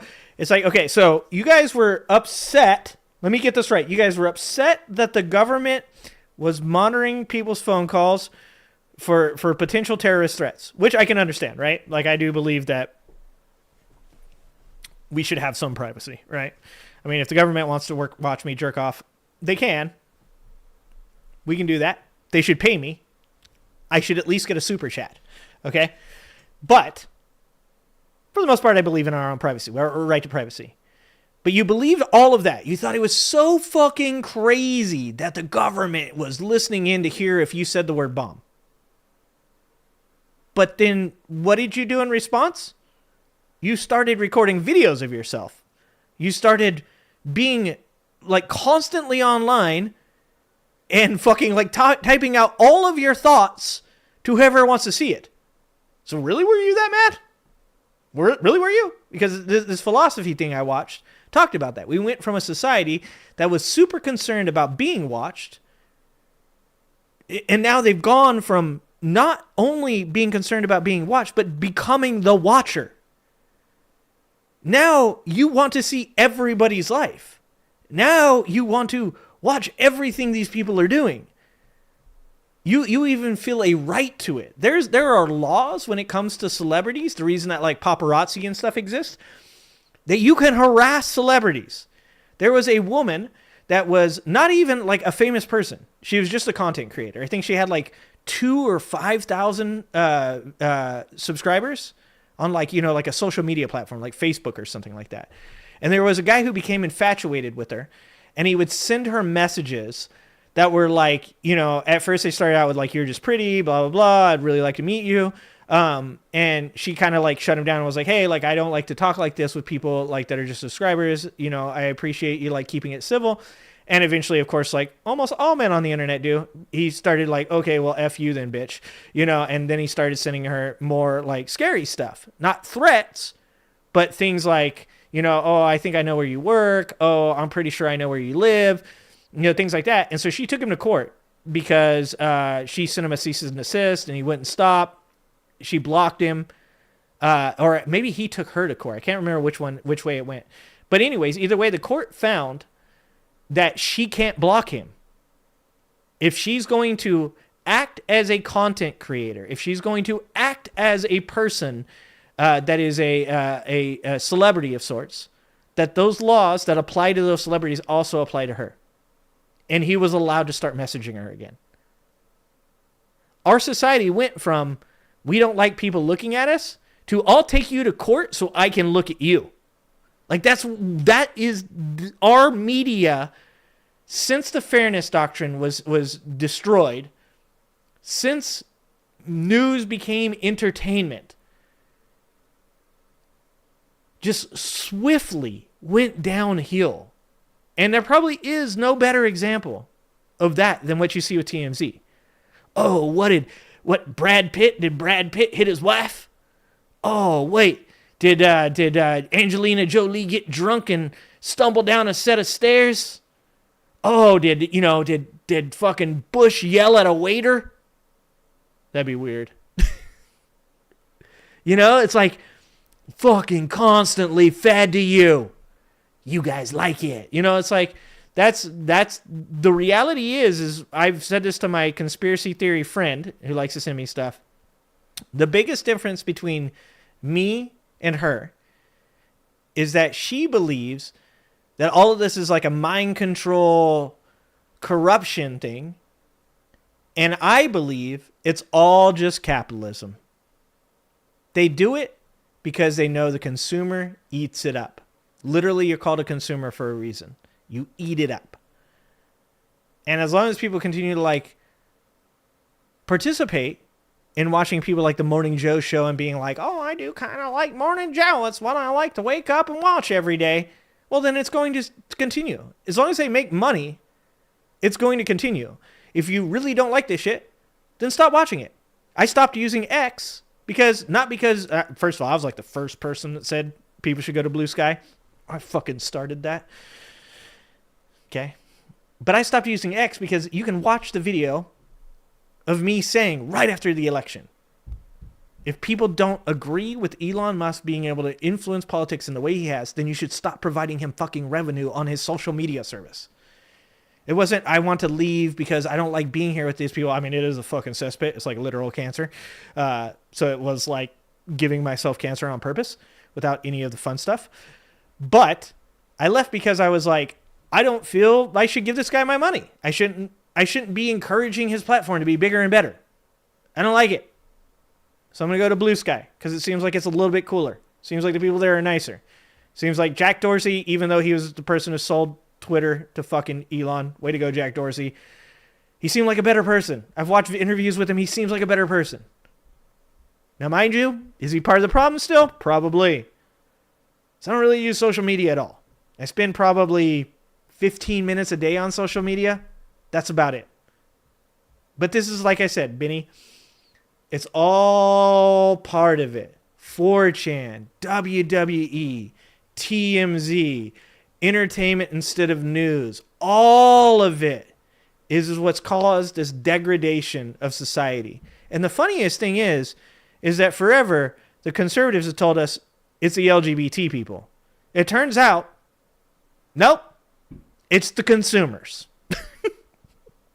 You just discovered that was new. News Porn was drives technology. You're not manufactured. wrong. Yeah. So TMZ started manufacturing news, That is true, getting it Natalie. first. Then It is news the new stations started opioid, catching yeah. on second. And then the broadcast waited to see if that shit was valid. And they Yeah, Danny, that's why I always say we're overstimulated and undereducated. And that's those two.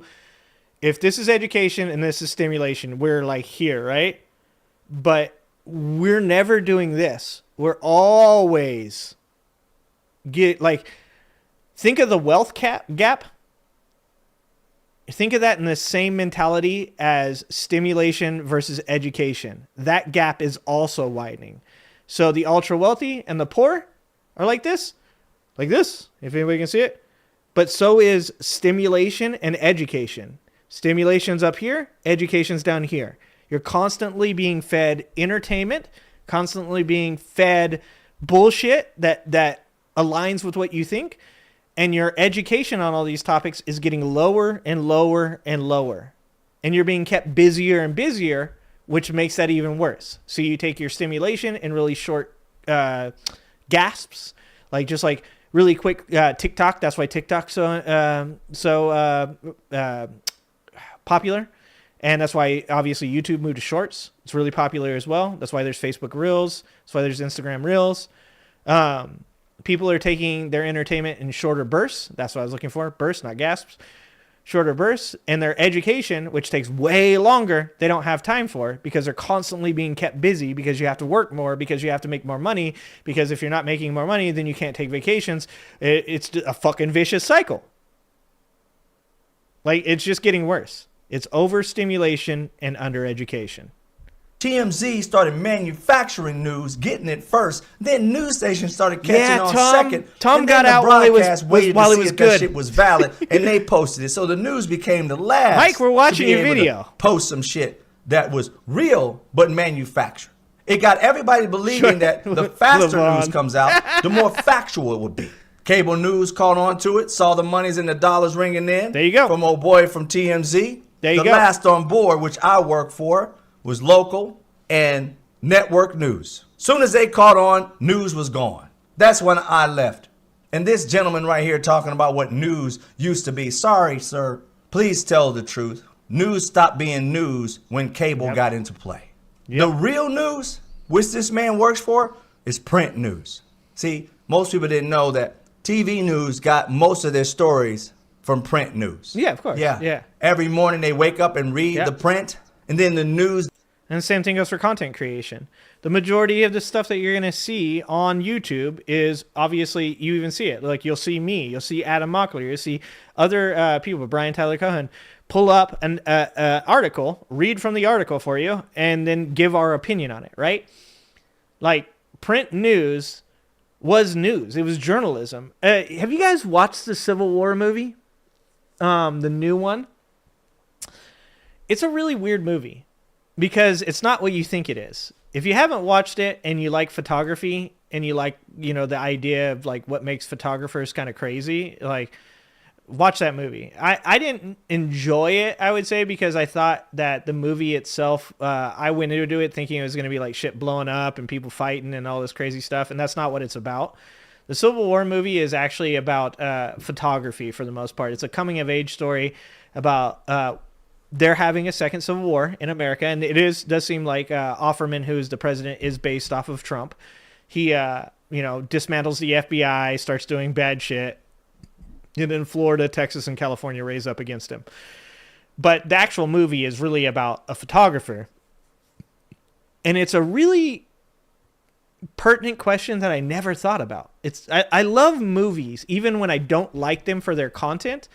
Like, I wasn't entertained by them. I still like the messages of certain movies. So I like the message of this movie because I'd never thought about this.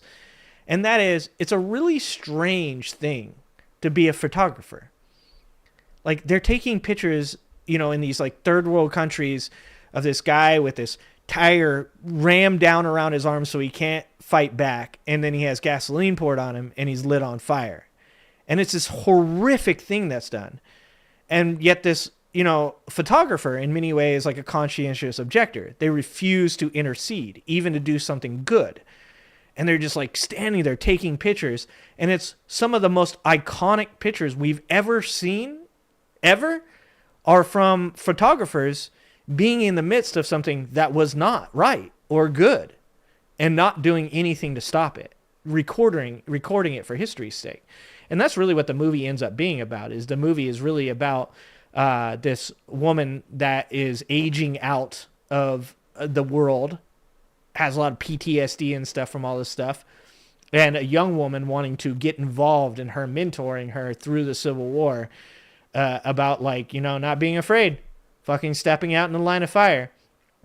And journalism, it doesn't have that anymore. So when he's talking about print, like, that's what still has that, but people don't want to read. People don't like to read. Like, I just got Aristotle's Politics book, right? Reading that book is like reading the Bible. It's like very hard to comprehend. You have to like spend a lot of your time you read a passage and then you suss out the details. Okay, what did he mean? Where was he going with this? Reading's hard. Comprehension is hard. And journalism as a whole, when it comes to written articles, are still really good because it's not like what I'm doing now. I'm freestyling, right? I'm just saying the things that come in my head. That means that like some of the information is probably going to be right. Some of it's going to be wrong. I don't know because it's all just happening at the time. I believe I'm correct, but I could be, corrected afterwards. Whereas journalism is like you're writing an article, you're submitting a draft, you're having it edited, you're going back over it again, you're looking at it, you're going, am I right? You're verifying facts. You know, like journalism really belongs in print. Journalism really belongs in print and with photography. Because that's how the magic happens. That's when it's at its best. When it turns into this, it becomes less art and more entertainment.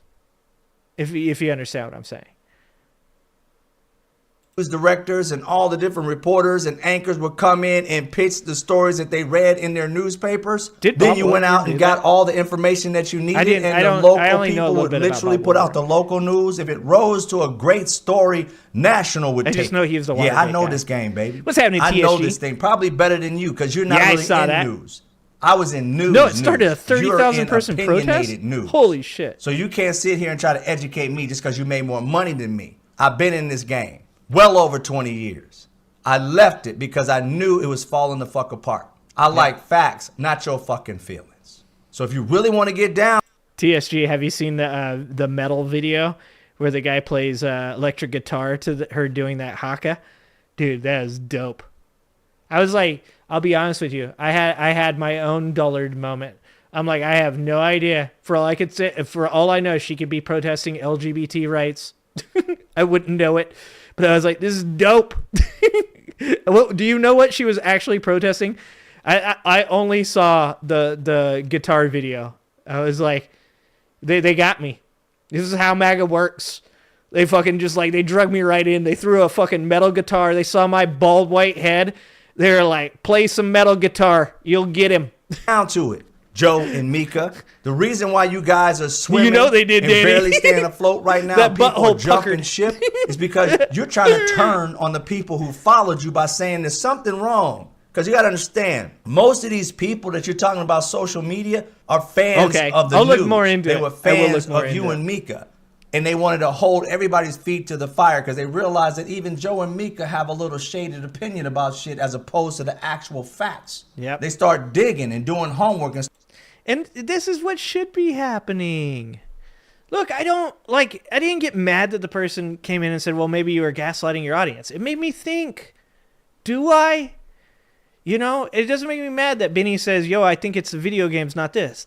It's okay. Like, you guys should hold me accountable. You guys should say, you know, hey, like, I think this is true instead of that. Are you sure? Like, do you know that that's true? Like, it's okay. Like, if your reaction, like Joe and Mika here, your reaction to people saying, I think you gave me bad information, is to then defensively react with, maybe you're just an idiot and didn't understand my words. Now, sometimes that's true.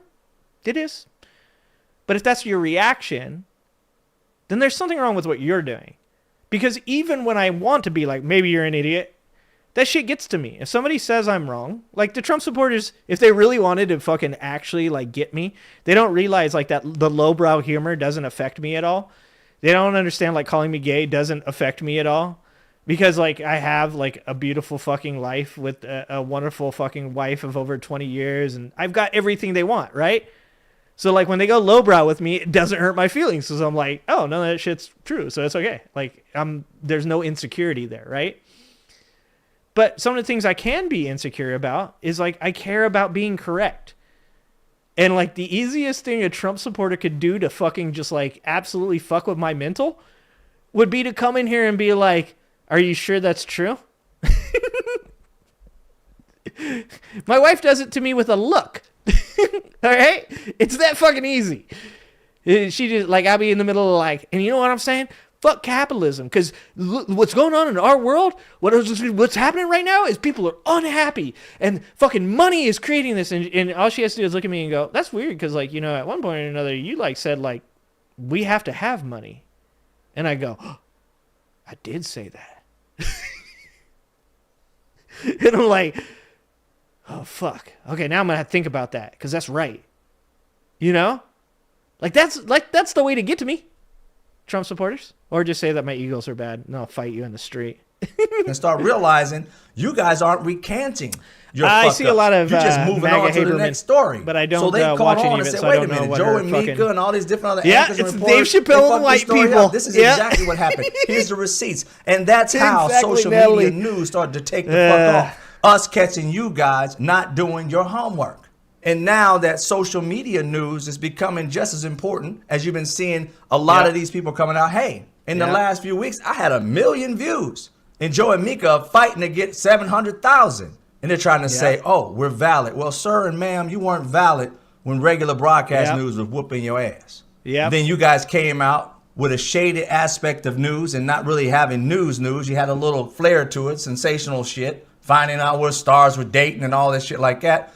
Then it became this news where you guys were spreading all this gossip on top of news. It's opinionated news. You're the destruction of real news. You can't get a person that worked for broadcast for years not to say that if it wasn't for cable news, it wouldn't have destroyed what journalism was all about. And they also will say, if it wasn't for TMZ and things of that nature, it wouldn't have destroyed news. All those things destroyed news. Because why? They didn't seek facts. They manufactured them.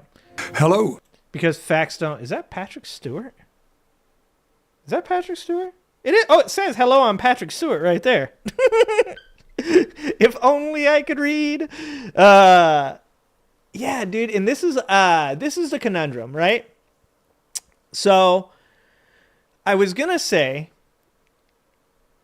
now it is every content creator's, every social media influencer's job to make the decision whether or not they're going to pile onto that and continue that, or if they're going to choose to do like the morally right thing and attempt to go the other route.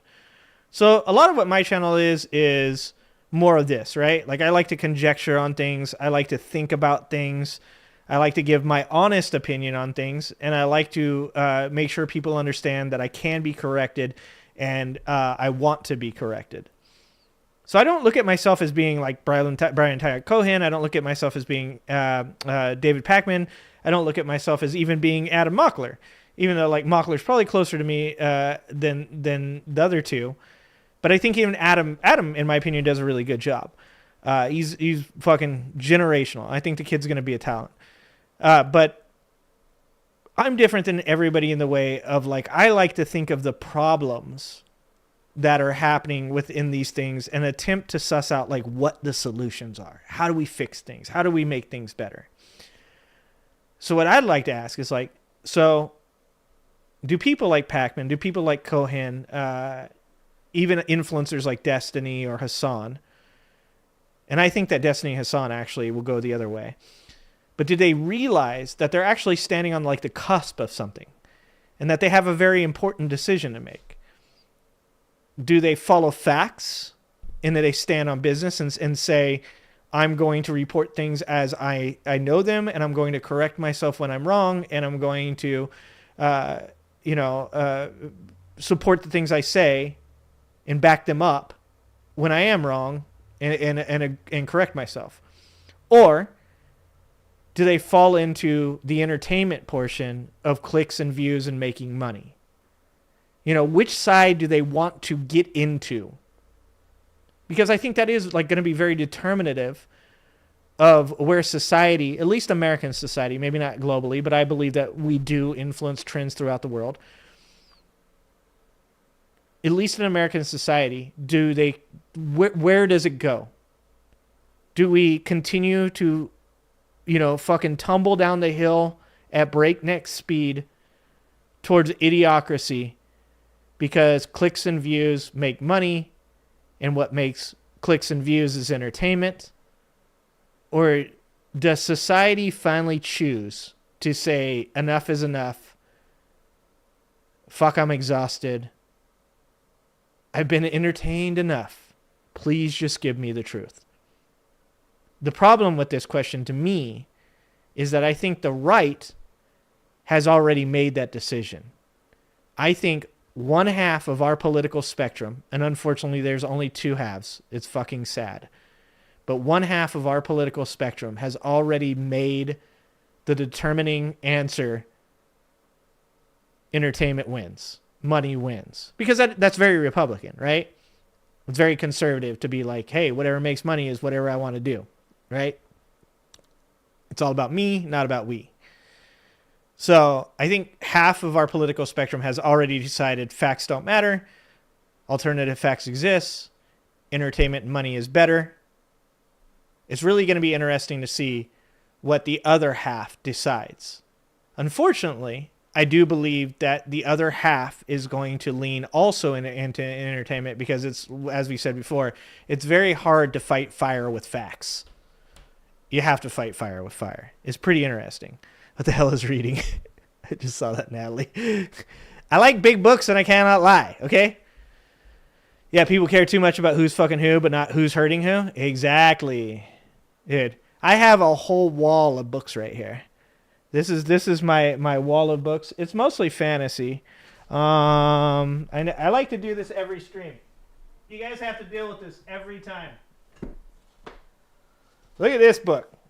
Look at how fucking beat to shit that book is. Okay, first of all, okay, I can't really have paperback books because it takes me a long time to read. Okay, I'm from the trailer park. Reading takes me a long time. Okay, my wife could probably go through this book in like a week. It takes me like 2 months. Okay, this is, how many pages is this? This is 1,400 pages. 1,300 pages? 1,300 pages. But look at that sucker. Okay, that's a well-read book right there, guys. That's a well-read book. Okay. And you throw it on the ground. It makes a really loud noise too. It makes me feel good. But you know, I like all kinds of books. I like to read fantasy books. I like to read biographies. I like to read statistical books right here. This is Enlightenment Now, Steven Pinker, and it's why at this point life was actually really good and everybody thought it was really bad, but statistically speaking everything was really good. And actually that's probably a fucking great book for right now. But I like to read books like that. I have investment books that I read. Like I said, biographies, fantasy literature. I just picked up Aristotle's Politic because I'm getting really big in philosophy books now. When is the movie coming out for that book? Dude, you know how many books there are in that series? How many books do I have right now? 1, 2, 3, 4, 5, 6, 7. Oh, dude, that book just broke in half. Whoops. Gonna need a new one of those. Okay. I think in that series... No shitting. It literally just broke in half. How many books are in this series? Let's see. 1, 2, 3, 4, 5, 6, 7, 8, 9, 10, 12. Oh, there's 10 in the normal series, and then there's a couple prequels. There's 10 books that are all like this size. You know how long that movie would have to be? Mike? Jesus Christ. You like Cryptonomicon? Is that Robinson? Stephen Robinson? Stephen Donaldson? Who's Cryptonomicon? Is that the one where it has like the famous figures like Newton and stuff in it? Because my boss tried to get me to read some of those books. And I did not do good. I couldn't read them. They're a little too slow for me. I read slow. If the book's slow, that is doubly bad. I cannot read a slow book with how slow I read. That is a recipe for disaster and boredom. But yeah, like to me, reading is like very important. I really enjoy reading. I think that more people should read. I think it's like something that I don't actually do enough, to be honest. But I think more people I'm Patrick Stewart. I believe I got lost on Patrick Stewart. Helping people We're gonna in watch crisis, fucking Patrick Stewart, guys. whether they are from You guys gotta watch this. Lebanon, Ukraine, Gaza, Sudan, or any guy troubled needs to be president. area around the world. I ask you to join me I'm in coming, supporting literally. the International Rescue Committee's This is what I'm fucking talking about. life-changing work. It's the best video we watched all day. IRC is on the front lines of humanitarian crises, and Like, this is the kind of shit where you're like, go see this. Like, so many MAGA Republicans, like, opinions would change if they were forced to go see these things. Here's my new $1 million idea, guys. We've had so many. We should all be rich by now. New $1 million idea, guys. Instead of service, right? Like in China, you have to join the military, right? Israel, I think you have to join the military. There are other countries where you have to join the military as part of your citizenship. Instead of doing that, I think everybody should be offered the same like benefits of joining the military, like college education, housing grants, pension and stuff like that. And instead, like Peace Corps type shit. Finland, you have to join. Germany, okay. Dude, Bush dodging the sandal was the best video of the day. You're right. You're right. Bush dodging the sandal was the best video of the day. You're correct. Mike, you got to step outside your comfort zone. You got to read a book, dog. Haynes Manual or some fucking Chilton's, okay? All right? It's okay. A Haynes Manual counts, Mike, all right?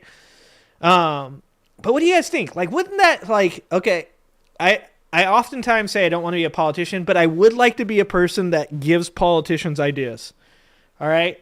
I don't want to be a politician, but I would like to be a person that tells politicians what they should do. Is that a thing? Can I do that?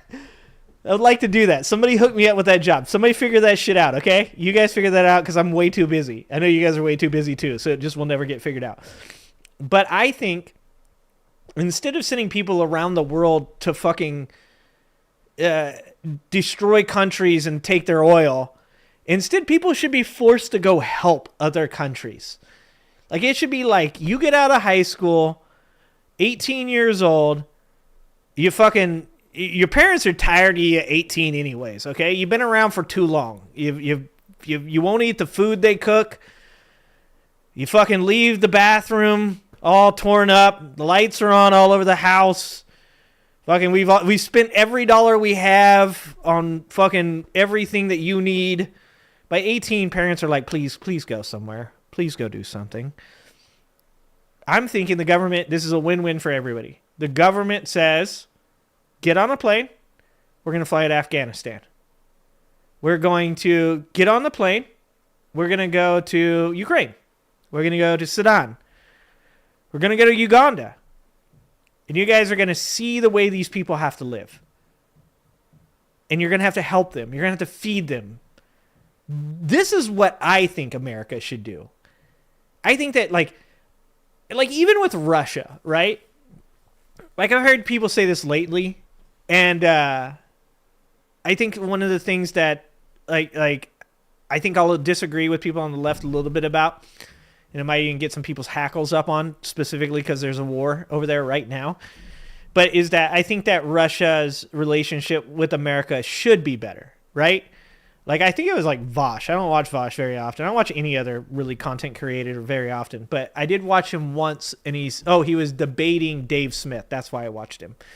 And he actually said something that was really smart. And he said, I think that, yeah, like instead of getting involved in the war in Ukraine, what we should have done is we should have solidified our relationship with Russia before that. We knew Russia's economy was declining. We knew Russia was in a really bad place, and we knew that was going to make them do something bad.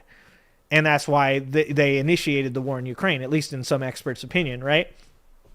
And so he said, like, we should have been putting money into their infrastructure and creating ties with Russia so that way they wouldn't invade Ukraine. That way we could have said, hey, this is our friend. You're not going to invade them, but we're going to help your economy get better. Because it does a couple things. One, as long as we're using our own propaganda in a positive manner to explain to Russian people, yo, we're the Americans and we're friends. We're trying to help you as a people get better by helping your government. That does one thing, obviously. And then also, you know, it solidifies the relationship between two very powerful countries in the world. And I don't think that that's a bad thing. I am a world peace person, by the way, you know, like I believe in a strong military, but I'm also a world peace person. I believe in a global community. I do believe in people working together and treating people well. And I do believe that the best that society could ever be is when every person is marginally happy, at least. You know, everybody has ups and downs. But I think that like a system where you're educated within the U.S. and then you have to be forced out into the world to experience other cultures and then brought back to America to help, create this better idea of what the world is, not just what America is, would be super beneficial to America. And I think it should be funded by tax dollars. Yeah, politicians are there to divide us. I don't agree with that because I think politicians, once again, this is where me and you disagree, TSG, just like I disagree with my conspiratorial friends, is I don't think they're put there to divide you. I think they're there and they divide you. I think once you're in the position, you recognize what money, or I'm sorry, how money is generated. Once again, I think it all goes back to the core root of all of our issues is monetary issues, but they're also supremely necessary because we have no other way to show value, right? Like we have no other way to communicate with each other that, like, how do you buy clothes? How do you buy food? How do you, get entertainment or go on vacation if you don't have something that shows value, right? So, like, my biggest disagreement with the conspiracy community is that most of the time it's this idea that everything is like created in this manner to keep people divided and stuff. But I don't believe that's true. I believe that our monetary system divides people naturally because once you get into the system, you recognize that the best way to stay financially profitable is to keep people divided. Like that's where I'm at with that.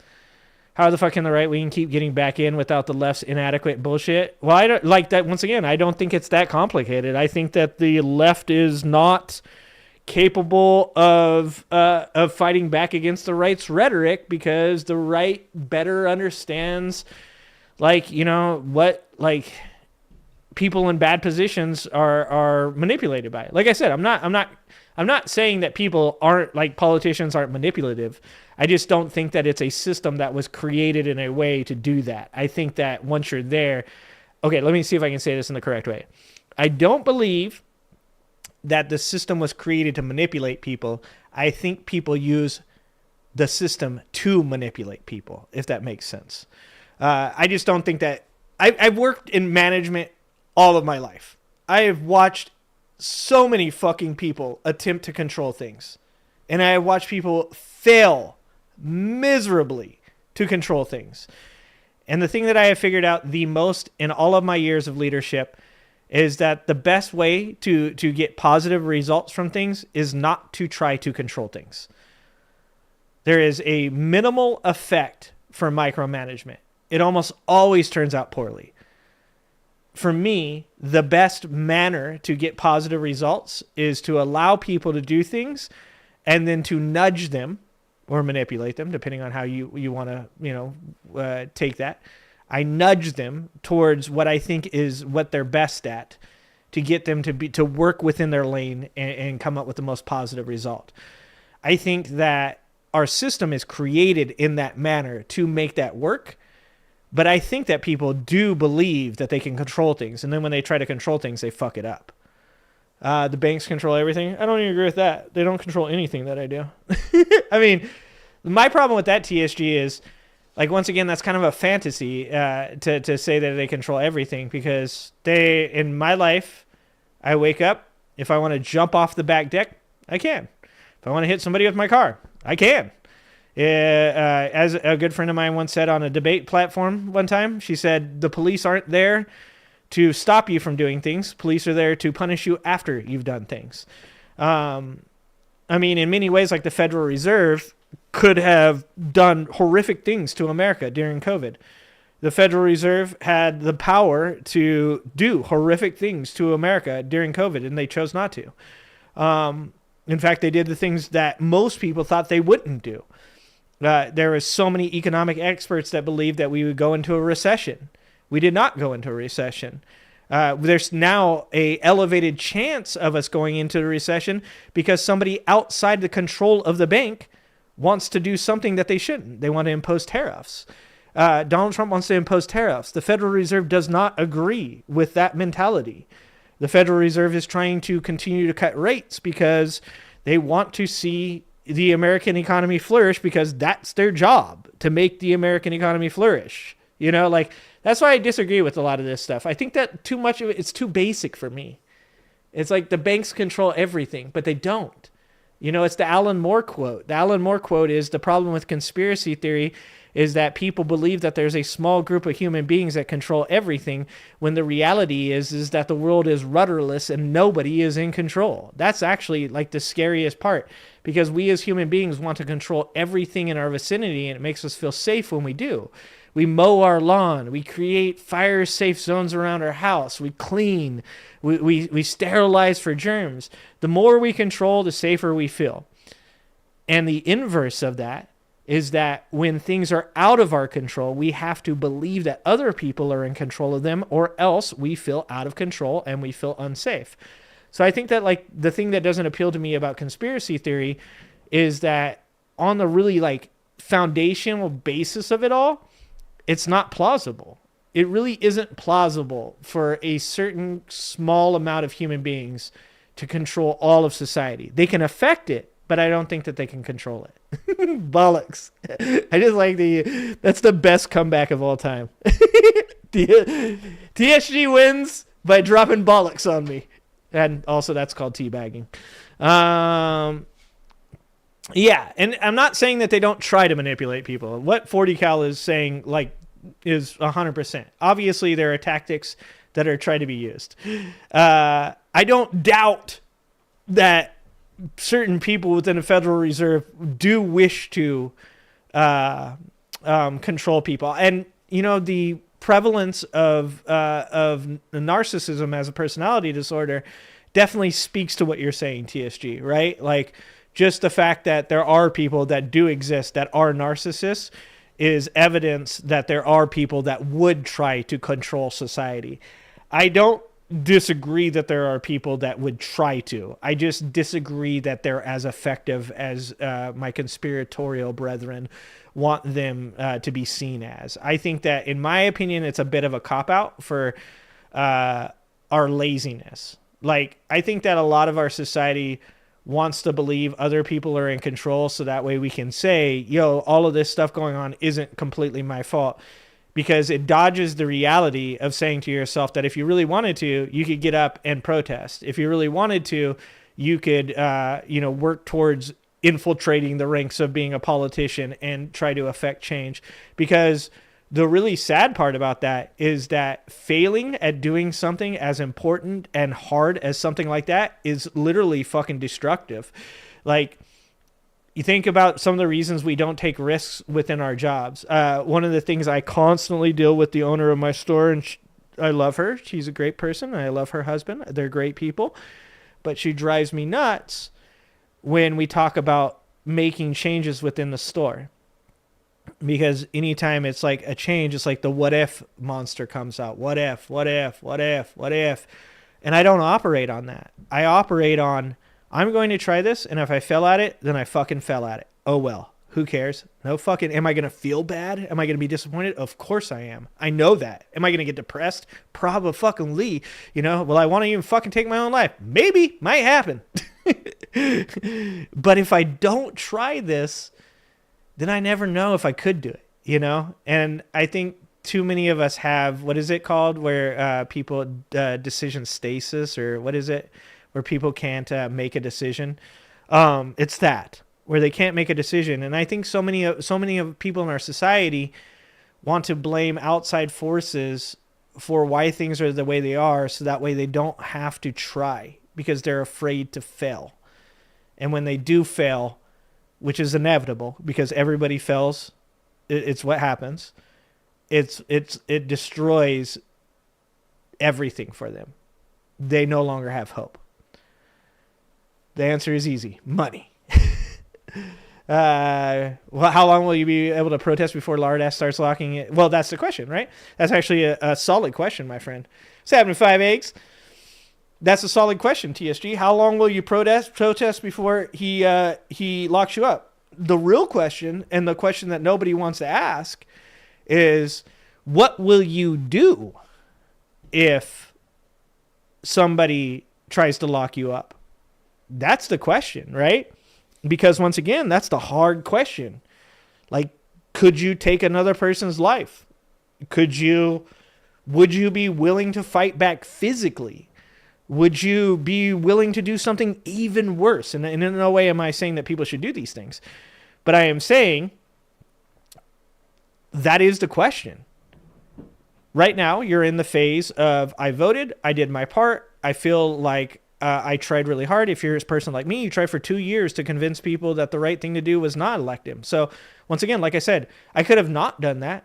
The fear of failure was huge. The election day was tough for me. Showing up the day after the election was tough for me. But I did it, and I'm still here. So the question is like, where does it stop for you? Where do you release responsibility for your reality and make excuses? And if protesting doesn't work, and let's say, lard ass does go around and start locking people up, what are you willing to do? Are you, like, I know when it comes to my family, I can 100% tell you, if somebody showed up at my door to take any one of my family members, they better come with a whole fucking army. Because there was a time in my life where I was not a good person. And I will happily reach way down inside and find that person again to protect my family. Every day of my fucking life. Whether it's lard ass or if it's just some asshole on the street. There's a part deep down in there. It's not even that deep. People see it every once in a while. That I'm happy to bring up in defense of the people I love. But the real question is what do you do when it's not the people you love? What do you do when it's just the people that you feel for? What do you do when it's not the people you feel for? When people start getting deported in America and people are getting ripped out of their jobs and fucking, deported across the border, are you willing to just stand back and just be like, hey, it's not me? It's just forces outside of my control. Or are you willing to do something? That's a great question, TSG. It's a thought-evoking thing to say. Our cops we do have issues. That's a whole nother hour-long conversation, TSG. Of course they'll show up. Yeah, TSG. That's the real problem is they have the numbers, but I'm not really a person to go quietly. I know that probably doesn't surprise you guys. That probably doesn't surprise you. I'm not a person that would go quietly. It would be a scene. My wife would be both proud and embarrassed. All right, that's my 3 for the day. Yeah, you have our AR-15s, they have drones and fucking helicopters and planes and fucking everything else, dog. It's all about that guerrilla warfare. All right, guys. Well, thank you. I'm trying to set up my computer to be able to play a game and watch cult videos and shit like that I'm watching for videos for new videos I'm making. So I'm trying to make it so that way people can hang out with me other times than just the live stream. So I'm working on that, just so you guys know. I just want you guys, always trying to update you guys on what I'm doing with the channel, to let you guys know that I am trying to change things up and keep things fresh. So trying to work on finding some games that I can download on this computer that is filled with so many fucking videos that it's hard to put anything on this computer. But I want to work on getting this computer up to date, so that way we can find a game or two that's interesting to play while we're watching some videos for cult stuff, because that's usually what I do, right? I'm usually sitting here playing Civ and watching a video and clipping stuff and writing transcripts and stuff like that. But maybe you guys can take part in the process if you guys are interested in doing that. So I just get distracted so goddamn easy. ADHD 100% right here. Ooh. Yeah, I love talking to you guys. I love talking to you, TSG. I love talking to 40 and Natalie and Alan, Danny, every one of you. I love talking to all of you guys. I fucking enjoy you guys, and never, ever, please stop disagreeing with me. Like, please do keep saying the shit that you believe. Don't let me convince you. Keep arguing with me. That's the best. I need people for that. All right, guys. Well, new video comes out tomorrow. It's different. I am begging you. I am pleading with you. Please watch this video for me. It comes out tomorrow at 3. The premiere is up right now. If you look at my channel, you can see the premiere that's up. If you drop a comment in the chat, hit the like button. That all helps the algorithm get bigger. I spent so much fucking time on this video. It's well without my means, like I just said, or outside of my comfort zone. Like I said, you do not make a difference if you do not try. You cannot be afraid to fail. And that's what I did. I did something that took me a lot of my time, a lot of my free time. I took a risk. I did something different. I made the video. I put it out there. The premiere is up for tomorrow at 3 p.m. Pacific. If you can, be there and hang out, talk with people. If you can't, drop a comment, hit the like button, share it if you can. I thought it was a really good video. I thought it was super cool. So please check it out. I'm begging you guys. I thank you guys so much. All right, guys. I love you guys. I appreciate you guys. Next live stream after this will be Wednesday at 5 p.m. Pacific. I'll see you next time.